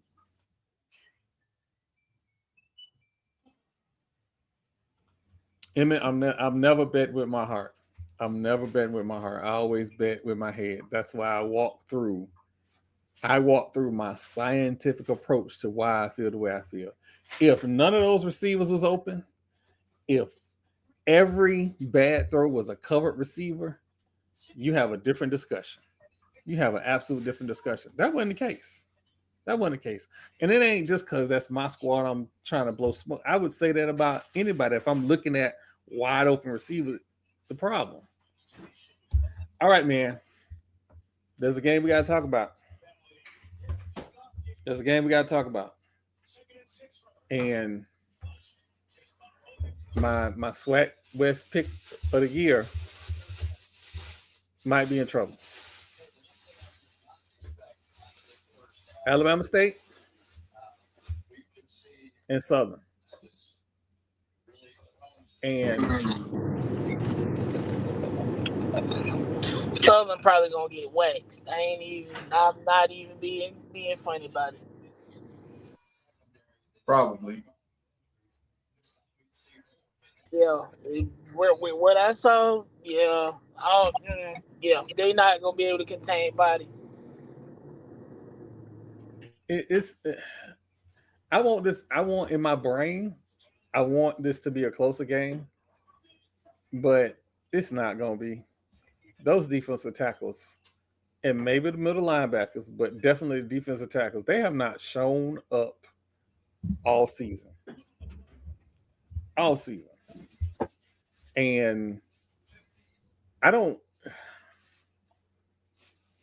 understand it. Oh my God. You saying that man got cooked? Let me hurry up and get home. I'm missing the game. You know, all summer, I hate to cut you off, Troy, but all summer we talked about Jalen Hurts not being a top 10 quarterback, myself included. Tonight he looked like a top 10. He looked like a top 10 quarterback. See, from what I watched the first 10 minutes, and he was looking good, bro. He running. Hey, throws. The poise is the part that like the intangibles, not taking the bad play, not rushing things that aren't there, delivering the ball accurately and on time. These are the things that we talk about when we start ranking quarterbacks. And he's doing all of those things extremely well, albeit the Cowboys defense isn't, they're not one of the top defenses in the league. Yeah, we getting gassed on the run. But what I'm seeing in the moment, this is top 10 quarterback play. I'm just gonna say this. Why am I looking at a quarterback who was throwing 8.5 yards per completion and 8.6 yards per rush. That's that. I'm gonna need a timeout. Somebody gotta tell me something. Like, why y'all ain't beat him with a bat while he was asleep last night? Yeah, they should have beat him yesterday because they At this definitely not point, beating him Dallas might today. just need to start the fight. We in Philly. I ain't trying to start no fucking fight in no damn Philadelphia. I mean, but you gotta look at it. He's heard the critics. He heard Cam Newton. Look, he might not I know you heard it. the critics. I know he's heard everybody say that you're just a running QB and stuff like that. I mean, it comes with territory. They said the same shit about Lamar Jackson being a running QB, and that man won how many MVPs in the last 5 to 6 years? What, 3? Is it 2 or 3? Yeah, He's won 2. He won 2. That's the same thing about Josh Allen. You're running QB, but at the same time, he's done more for Buffalo than the last 7 quarterbacks Buffalo has had before he even got there. I mean, he's probably the best quarterback they've had since Drew Bledsoe. Like, yeah, you know, and it's been a long time because Doug it's been a Flutie. long time. And I would say, as much as we love Doug Flutie, he wasn't that good. I wouldn't even say Saquon. I think it's better than when he's better since they had Jim Kelly. Fuck the Eagles. That's just how I feel. So you didn't like Drew Bledsoe. Drew Bledsoe. No, I didn't say I didn't like Drew Bledsoe. I like with Drew Bledsoe. The only problem about Drew Bledsoe is that he was a fucking statue. And you know, I think part of the issue that he had was when he got hit by Mo Lewis when he was New England, that kind of took a lot of the gumption out of him because he was out for the whole rest. You know, he was out for the rest of the season. Albeit he did get a Super Bowl ring out of this stuff, but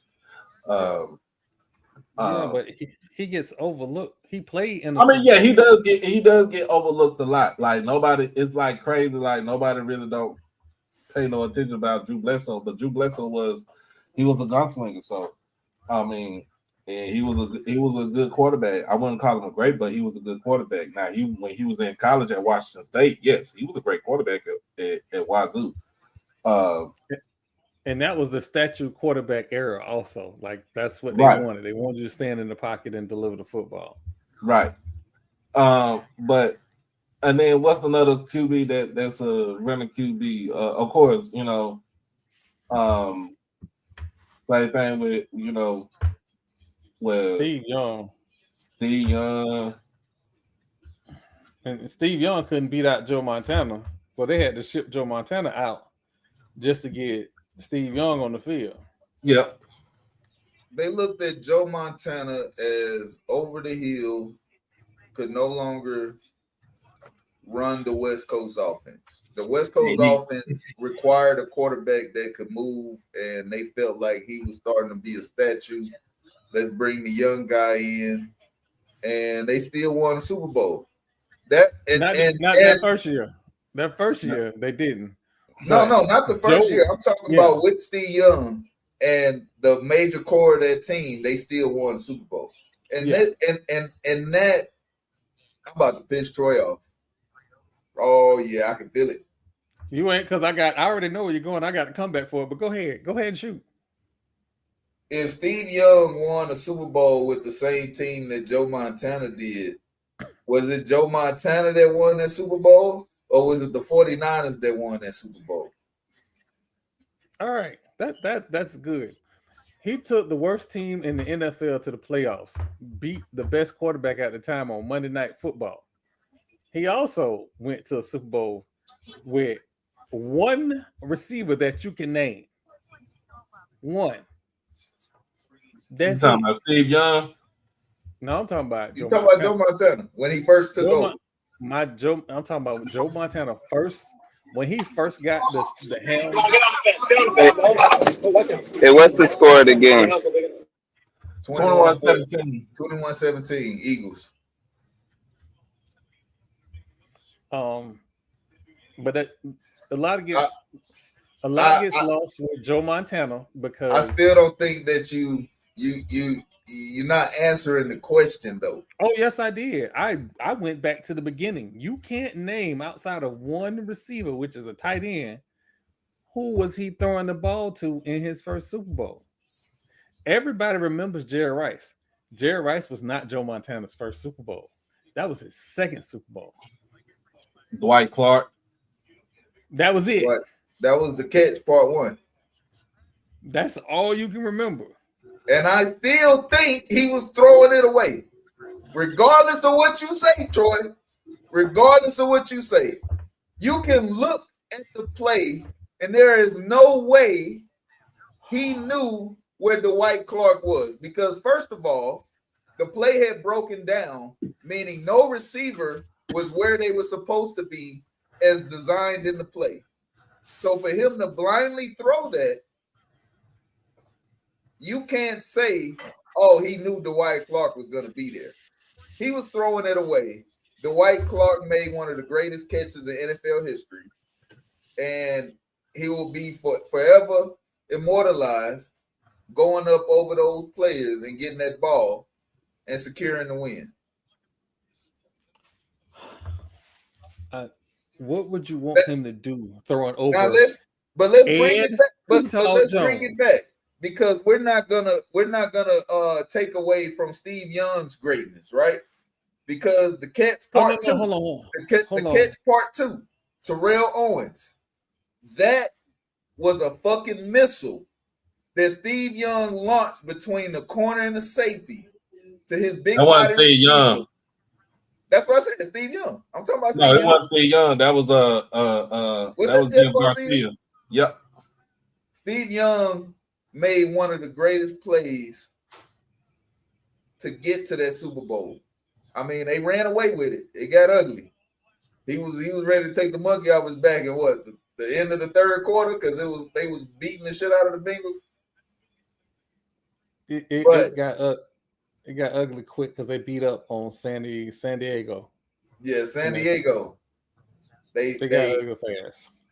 But my point was that Joe Montana winning those Super Bowls by himself. Because outside of Ty Law, name another player on the Patriots when he won his Super Bowls. Seymour. Richard Seymour? Ty Law, Richard Seymour, Brewski. Teddy Brewski was above average at best. Come on now. How long? He was all pro at that point, remember? Teddy Brewski.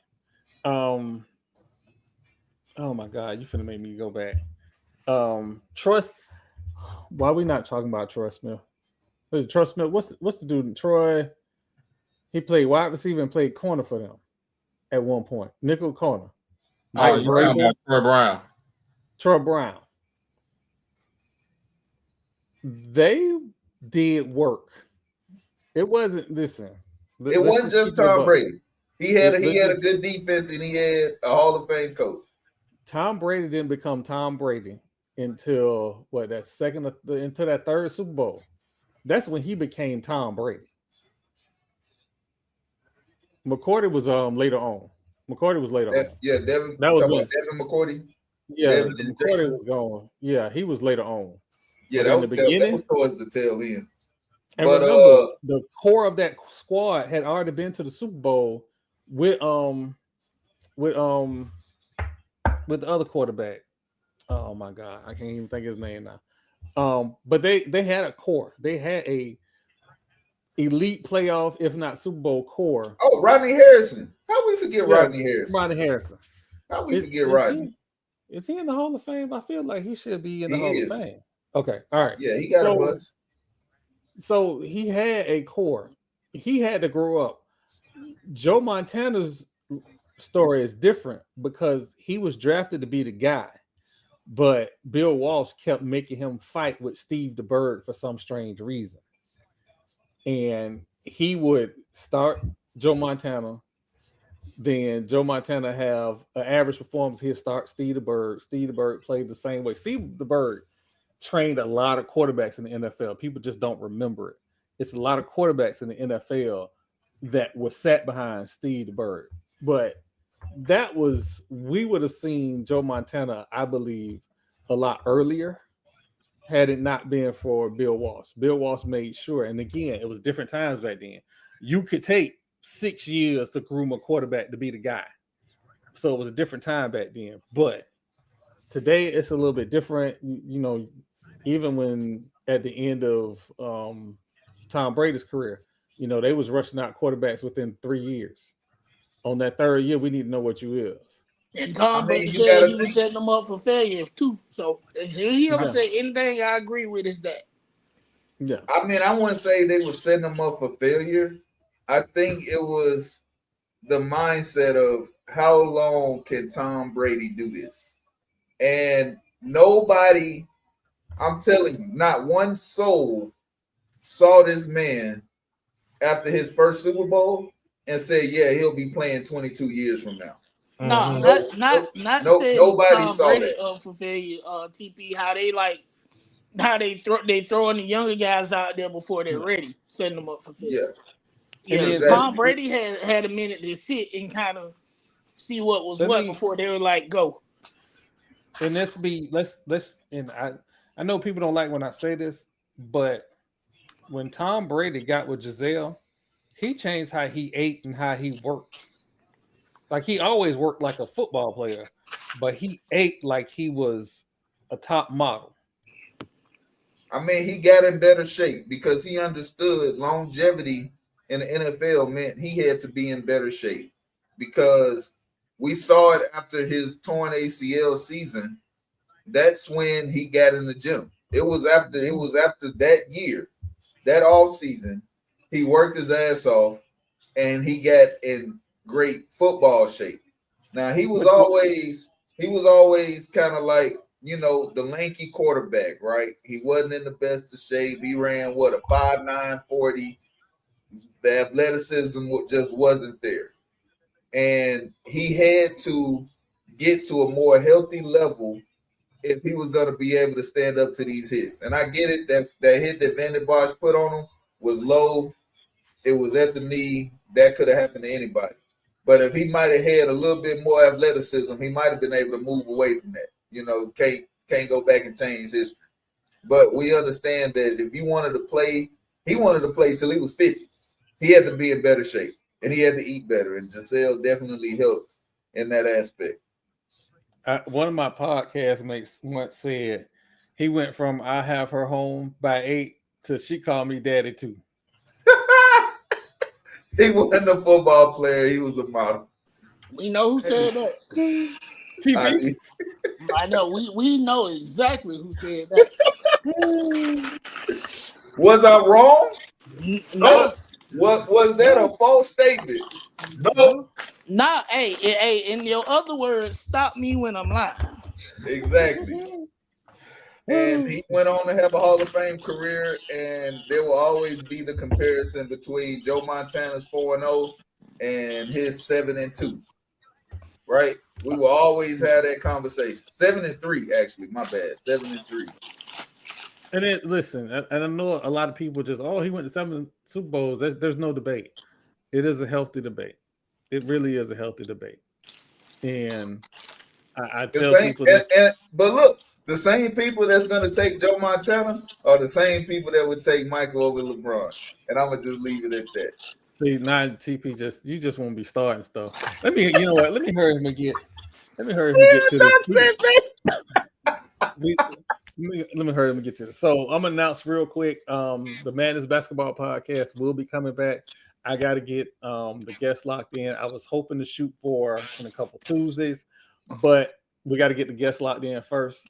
We're doing that because SWAC Media Day is coming next month, and we want to be prepared. To all the SIDs that have seen Troy.White at fatmouthsports.net in your inbox, please respond. I want to tell these kids stories. It's a long season, and I want to start before we get to Media Day because I hate trying to rush and get interview questions in Media Day. So that being said, and Mr. Driscoll, I did see your Twitter post. I'll be reaching out to you as well to get the players in on the podcast as well. But you know, that's it. We did not get Coach Jenkins on. It is Thursday night before the Miles game at home, so he's probably doing preparations. As soon as I can get him back on the podcast and find out what's the best time to have him on, I will get him on the podcast. So I apologize that he's not here, but again, it's college football. It's, that's how to cook crumbles. But see, that's what I'm talking about. And Tiger Nation, I'm just gonna tell you this. I said on this podcast, if your wife asks you what's more important, your kids and family or football, and he said football, that was the end of her. That's when she started messing with the judo guy. Hey, but to be fair, she shouldn't have made that, the option. Oh, absolutely. Absolutely. You know what I mean? You don't marry the best quarterback in the league and then try to make him quit. You don't ever give somebody an ultimatum. Nah, ultimatums don't work. And most of the time you're gonna be disappointed because exactly. they ain't gonna go by. I feel trapped. So we're gonna go with what goes, that's true to us. I mean, it's just the simple fact that when you give somebody an ultimatum, the way that they might feel about you might change because of the ultimatum itself. Right. Yeah. Don't bag a man into a corner and expect him to make the decision that you want him to make. Well, real quick, for everybody that is on Doc Holliday's podcast or Doc Holliday stream, if you can go over to watch.fatmouthsports.net, hit that subscribe button. I greatly appreciate it. We're trying to get to 500. Also, if you like what you see tonight, drop a comment. Hit a like button. Let me know what you think. Because apparently, we gotta get to Division 2. We ain't got our Division 2 pick yet. Oh, shoot. You're right. You're 100% right. I'm about to go through it right now. There's no games for us today. So they'll start on Saturday. We got Lincoln, PA playing Duquesne. I mean, my gut tells me Duquesne, but Duquesne versus who? Lincoln, Pennsylvania. Duquesne. So we got Valdosta on the road taking on Johnson C. Smith. Oh, Johnson C. Smith. Valdosta. 1-0. Valdosta. Didn't Johnson C. Smith just beat the brakes off of somebody last week? Yeah. That was last week though. Well, Valdosta almost lost to Clark Atlanta too, because that was a hard game. They kicked the field goal at the last minute. Yeah, I might. Yeah, I'm gonna take John C. Smith for that. We got Barton taking on West Virginia State. Oh, I'm gonna yield to your expertise because I don't know none of them. I'm gonna go with the Yellow Jacket. I'm gonna go with the Yellow Jackets at West Virginia State. Barton is a middle of the road team. They lost last week. Forgot who they played last week. But I know it was a CIAA game. Team they played last week. Is Bluefield State an HBCU? Yes, it is. Yeah. They playing Concord. They'll lose to Concord. You know what? Hold on. Completely unrelated. Kentucky Wesleyan. Look, I need you to get FAMU's money. So if you could kick the Sonic Coins out of West Florida, I would greatly appreciate it. Amen. Thank you, Jesus. We got Bowie State on the road to take on Shippensburg. Bowie State. Yeah, I'm like Bowie State.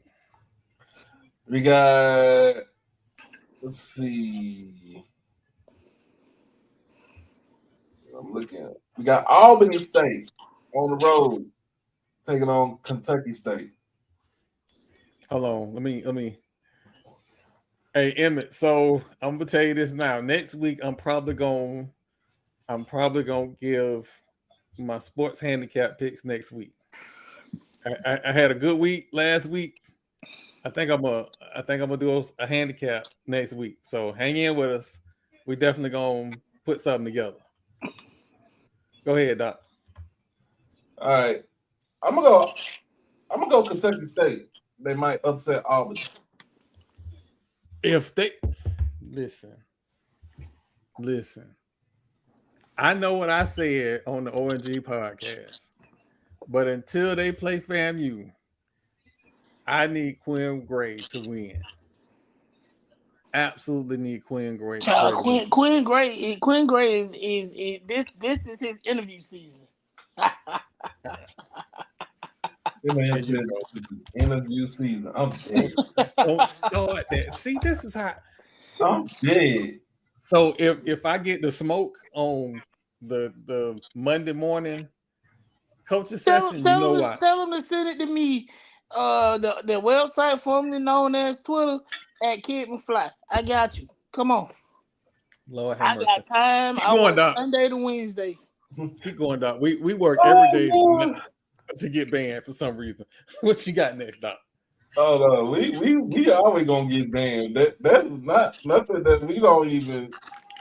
That don't make us anything. Oh man, we got. I'm being nice this week. We're nice this week. We got Lincoln, Missouri taking on Lane College. I'm gonna go with Lane. Yeah, I'm gonna take Lane. So we got the battle of the cat skin. Flomo is on the road to take on Clark Atlanta. This time, this game is going to be at 2. There shouldn't be no weather delays. I expect the full game to be played. Because remember last season, this game was canceled, coming out of halftime because of the weather and because of travel. I like Flomo. Flomo over Clark Atlanta. I'm gonna go with Clark. Ooh. I'm going with Clark Atlanta. Miles going up against Coach Jenkins' Edward Water Tigers. I'm rocking with Edward Waters till they lose. Edward Waters about 30. Exactly. That's my D2 pick this year. Edward Waters. I got Edward Waters by 20. No, I'm gonna give them by 30 because Miles they got motor by Virginia Union this past weekend. They gave up 500 yards. And they usually don't even have Jada Byers no more. So that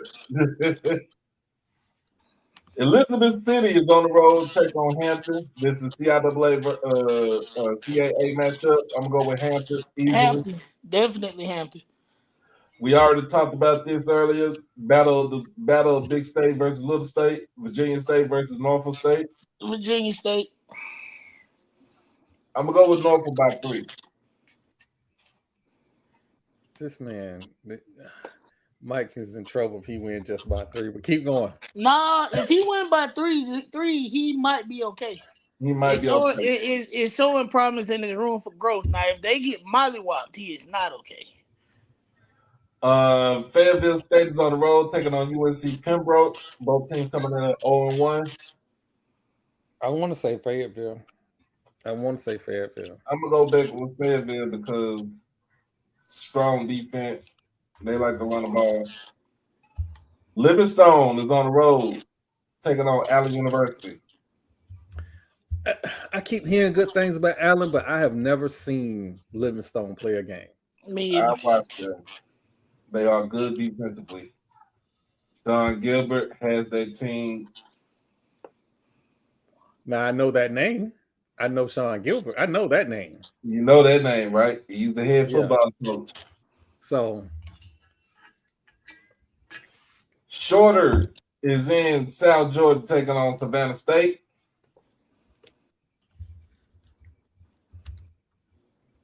okay, TP. I might go with Savannah State. We got Central State. Of course, this is this Tuskegee first night game ever for Tuskegee University. I got Tuskegee by 10. Tuskegee by 6. Tuskegee gonna ball and parlay. Yeah, Tuskegee gonna ball and parlay. Hey, the lights are bright. I just hope they're not too bright. That's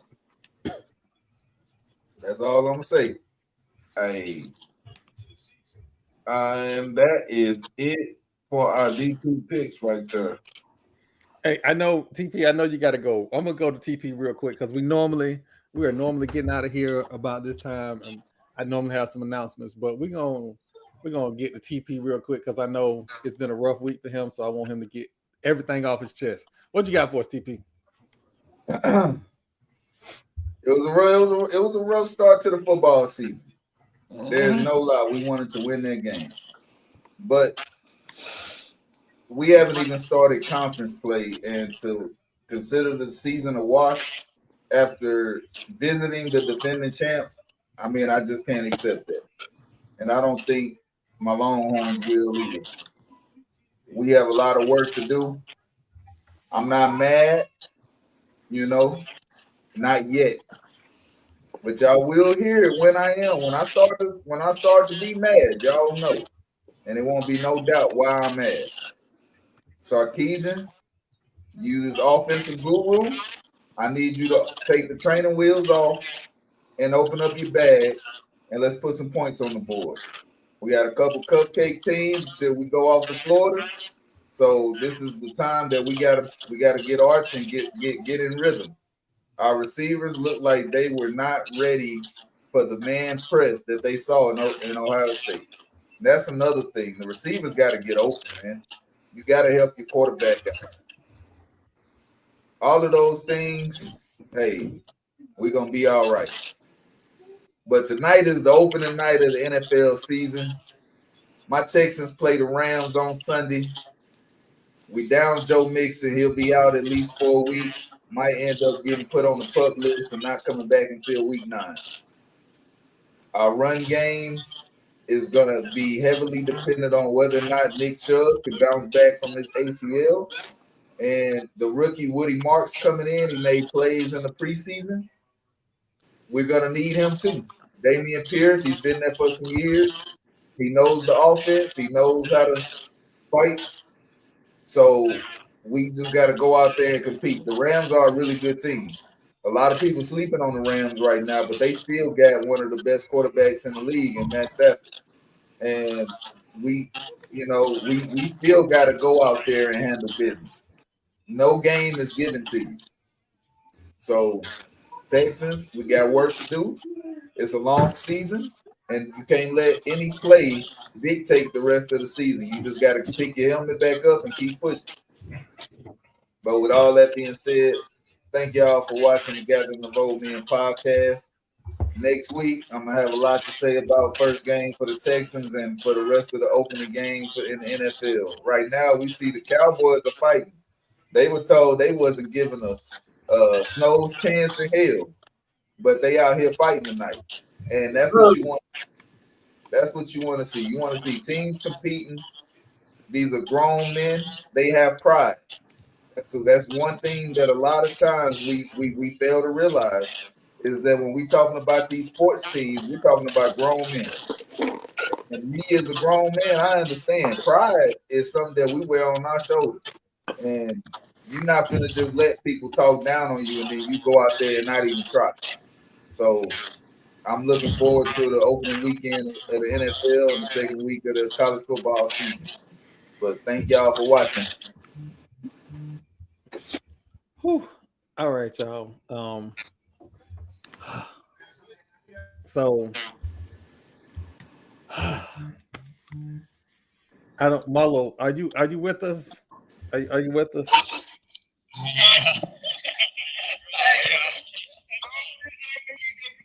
I'm gonna skip you this week because I know you're at the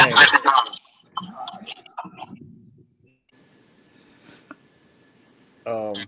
I would normally have Marlo, but you know it is what it is. Jamal, sir, what you got to get off your chest this week? I have no crash out.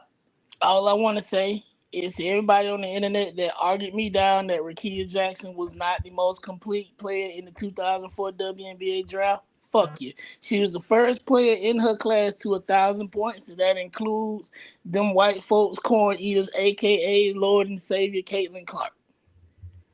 I said what I said. Go argue with your mama and her edges. Second thing, Asia Wilson is the best player in the league. It is not Fee. Stop trying to make it Fee. Fee is not a killer. Fee does not have the attack mentality. When Minnesota needs her, she disappears and it defaults down to Courtney Williams. Again, argue with your mama. We got 2 weeks left in the season. I'm praying to God that my Sparks break this 6-year playoff curse. I got Vegas winning it all because they peaking at the right moment. They playing together at the right moment. But again, Asia Wilson is the best player on the face of this earth. Best female player on the face of the earth. Last thing I got, all the brands that have decided to not sign Taylor Townsend to any type of endorsement deal, you racist and you fat phobic, and that is my time. Slap a Nazi, fuck Donald Trump, and crash the fuck out when people have you fucked up. I'm Lord Jamal.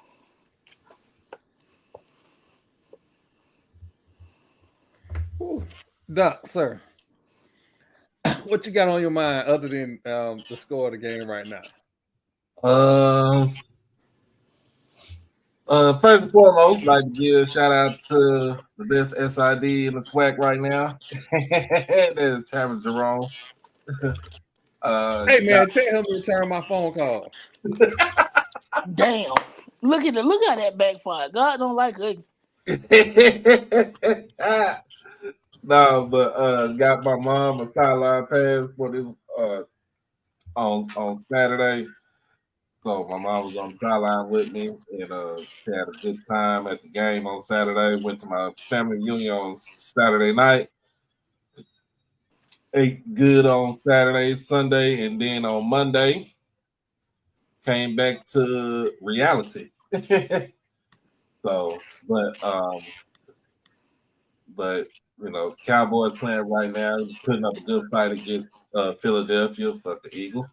But I've already crashed out about Micah going to the Packers, but I'm looking for our defense to improve week by week. This is the first game. Get the first game jitters out. But I will say this: this weekend down in Hub City is a big matchup between University of Stealing Money, aka Southern Miss, versus I Love Jack State University. We have both. We have beef ribs and brisket. Yes, sir. So we'll be down there at EBT Stadium. Make sure. Nice to Southern Miss. Didn't they get that money from Brett Favre? They got the money for the Parkinson's disease, Brett Favre. Yeah. You got the shakies. I know. I haven't been talking a whole lot, but I'm in my car now. And before we end the show, I still want to say, fuck that school in Daytona. I hope they lose by 100. This man is doing his final words, Marlo. I will make sure you get your final word in. Now that I know that you're good. But nah, man, it's gonna be a big pivotal game in Hattiesburg. I believe our boys can go out there and get it done. Um, I feel like it's gonna be upset city. Once we upset them, hey, everybody bring your black ass back to Jackson. Don't get caught down there on 49 with them damn MHPs. Real fast. Right. Oh man. But nah, I see an upset coming. I see an upset brewing, and more than likely I will be streaming that game. So for anybody that does it, quick, you can go jump in the damn river. For all those that's not going to the game and that wants to watch it, hey, I will be available on Saturday. So other than that, of course, pregame, halftime, and post-game show. We had a great time this past Monday, since I didn't have a post-game show Saturday. On Monday, kind of like with a post-game recap. We had some good fun on there. And the last Saturday we had too much damn fun on the post-game show last Saturday. So man, we're gonna keep this up. Hope everybody come on out and support you. We are, in fact, I am 7 subscribers away from 2,800. We're trying to get to 3,000 right now. Also, check me out. I'm on the Ohio podcast on YouTube. I did give my synopsis about Grambling, kind of like the state of the program when it comes to taking money games and the band. So y'all watch that. It is on YouTube right now. And other than that, man, y'all be blessed, be safe, hug your loved ones, and love on your loved ones. Crash out on your kids and beat them out the penitentiary. Oh yeah, Bama State versus Southern. What's up? What's up? Who better? Hey, Bama State versus Southern.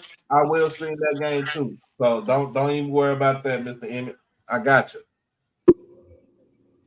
We can't be saying that anyway.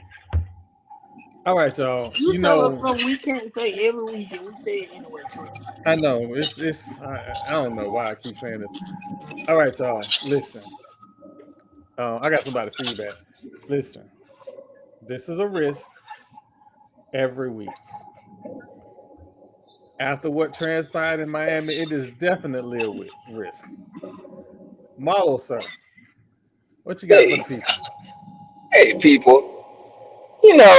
When you have, this great plan of a weekend and you got this fine, pretty tenderoni and y'all get all the way out of town and y'all whining and dining and you done spend a little bit of money and y'all going back to the hotel to, have some happy time.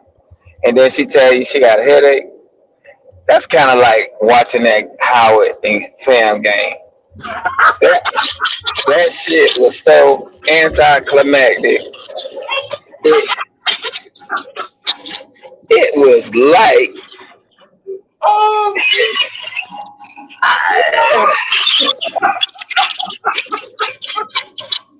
he spent good money for this bullshit. I'm a diehard. Like, I don't know nobody that ride harder for FAMU than me. I sent all my kids there. I went there. Hell, my daughter who ain't even out of high school yet going there. I'm that FAMU. And what I need is for FAMU to realize who they really are. Because I don't think our offense realized who they were. Howard did play some good ball. They played good defense. But was it that good to hold us to 3 field goals? Hell no. They left so many plays out there on the field. That was the disappointing part. So I hope they got in film session, cleaned that shit up. They will see a totally different kind of style team this week, but a beatable team. So you go out there and you don't lose the game. Don't make it about like talent wise. Y'all got all the talent in the world. Y'all can play with anybody. Talent wise, y'all just gotta eliminate the dumbass mistakes. And as for that school in Daytona, y'all ain't got a snowball chance in hell. Y'all, this I hope y'all take that money that they gonna pay y'all and invest in y'all facilities. I know y'all gotta pay for scholarships and y'all it's a private school, but y'all played 2 money games back to back. Like, come on now. We know they ain't renovating that gym. That's for sure. Why? Why? That's I have that's one of them 1965 YMCA gyms where they do plays and everything.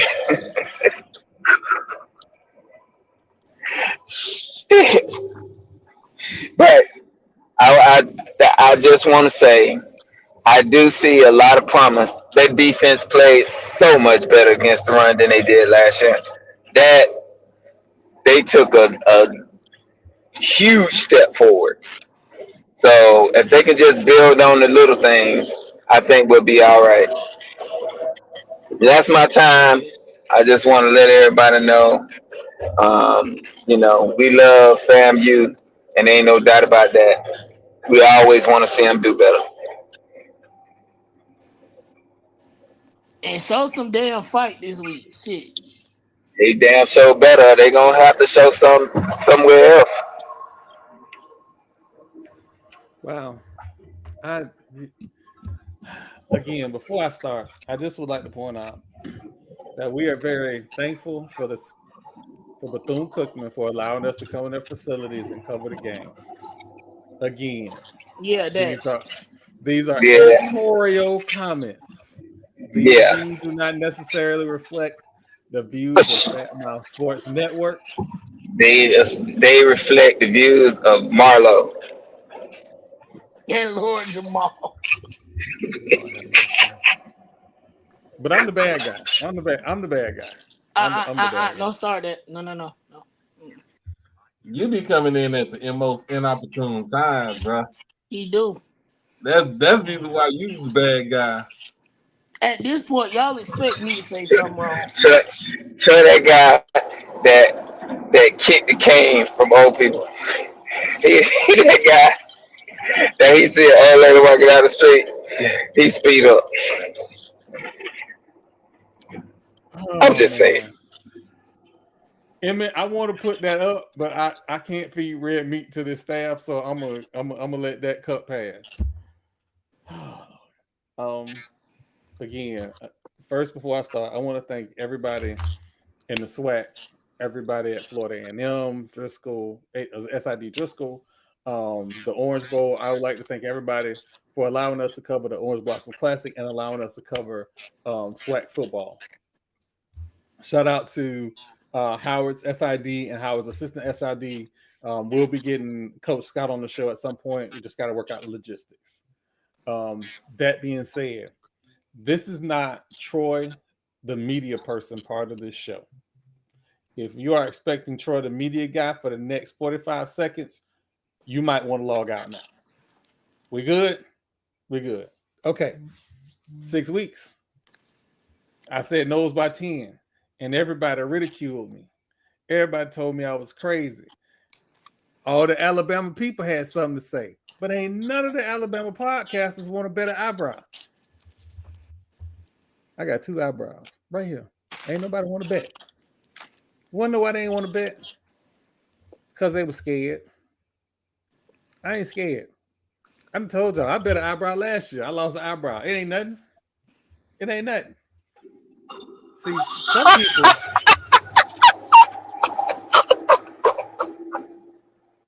Are you done, sir?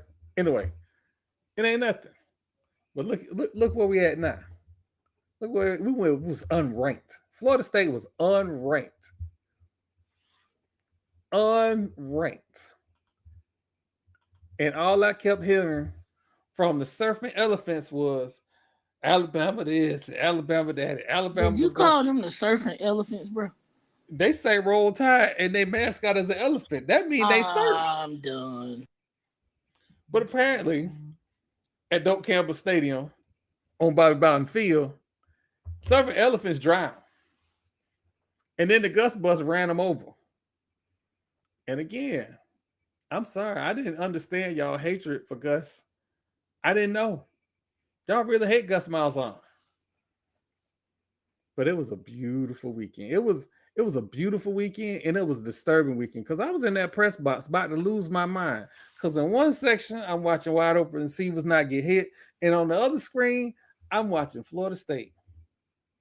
Nose by 10 for a good 35 minutes.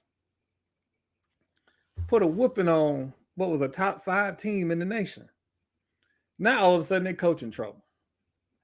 And I know what I said the last 3 years about my head coach, but the best thing my head coach did was go out and get some winning defensive coordinators and offensive coordinators. That's what he did.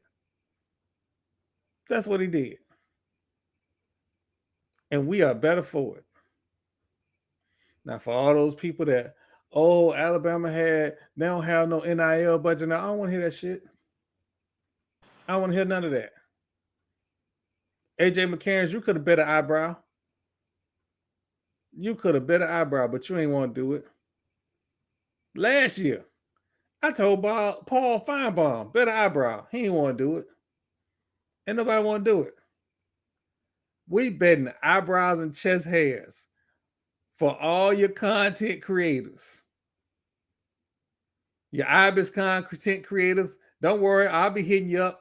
Eyebrows and chest hairs, you pick. It don't matter. As long as you ain't scared to cut that thing off on live, let's line it up.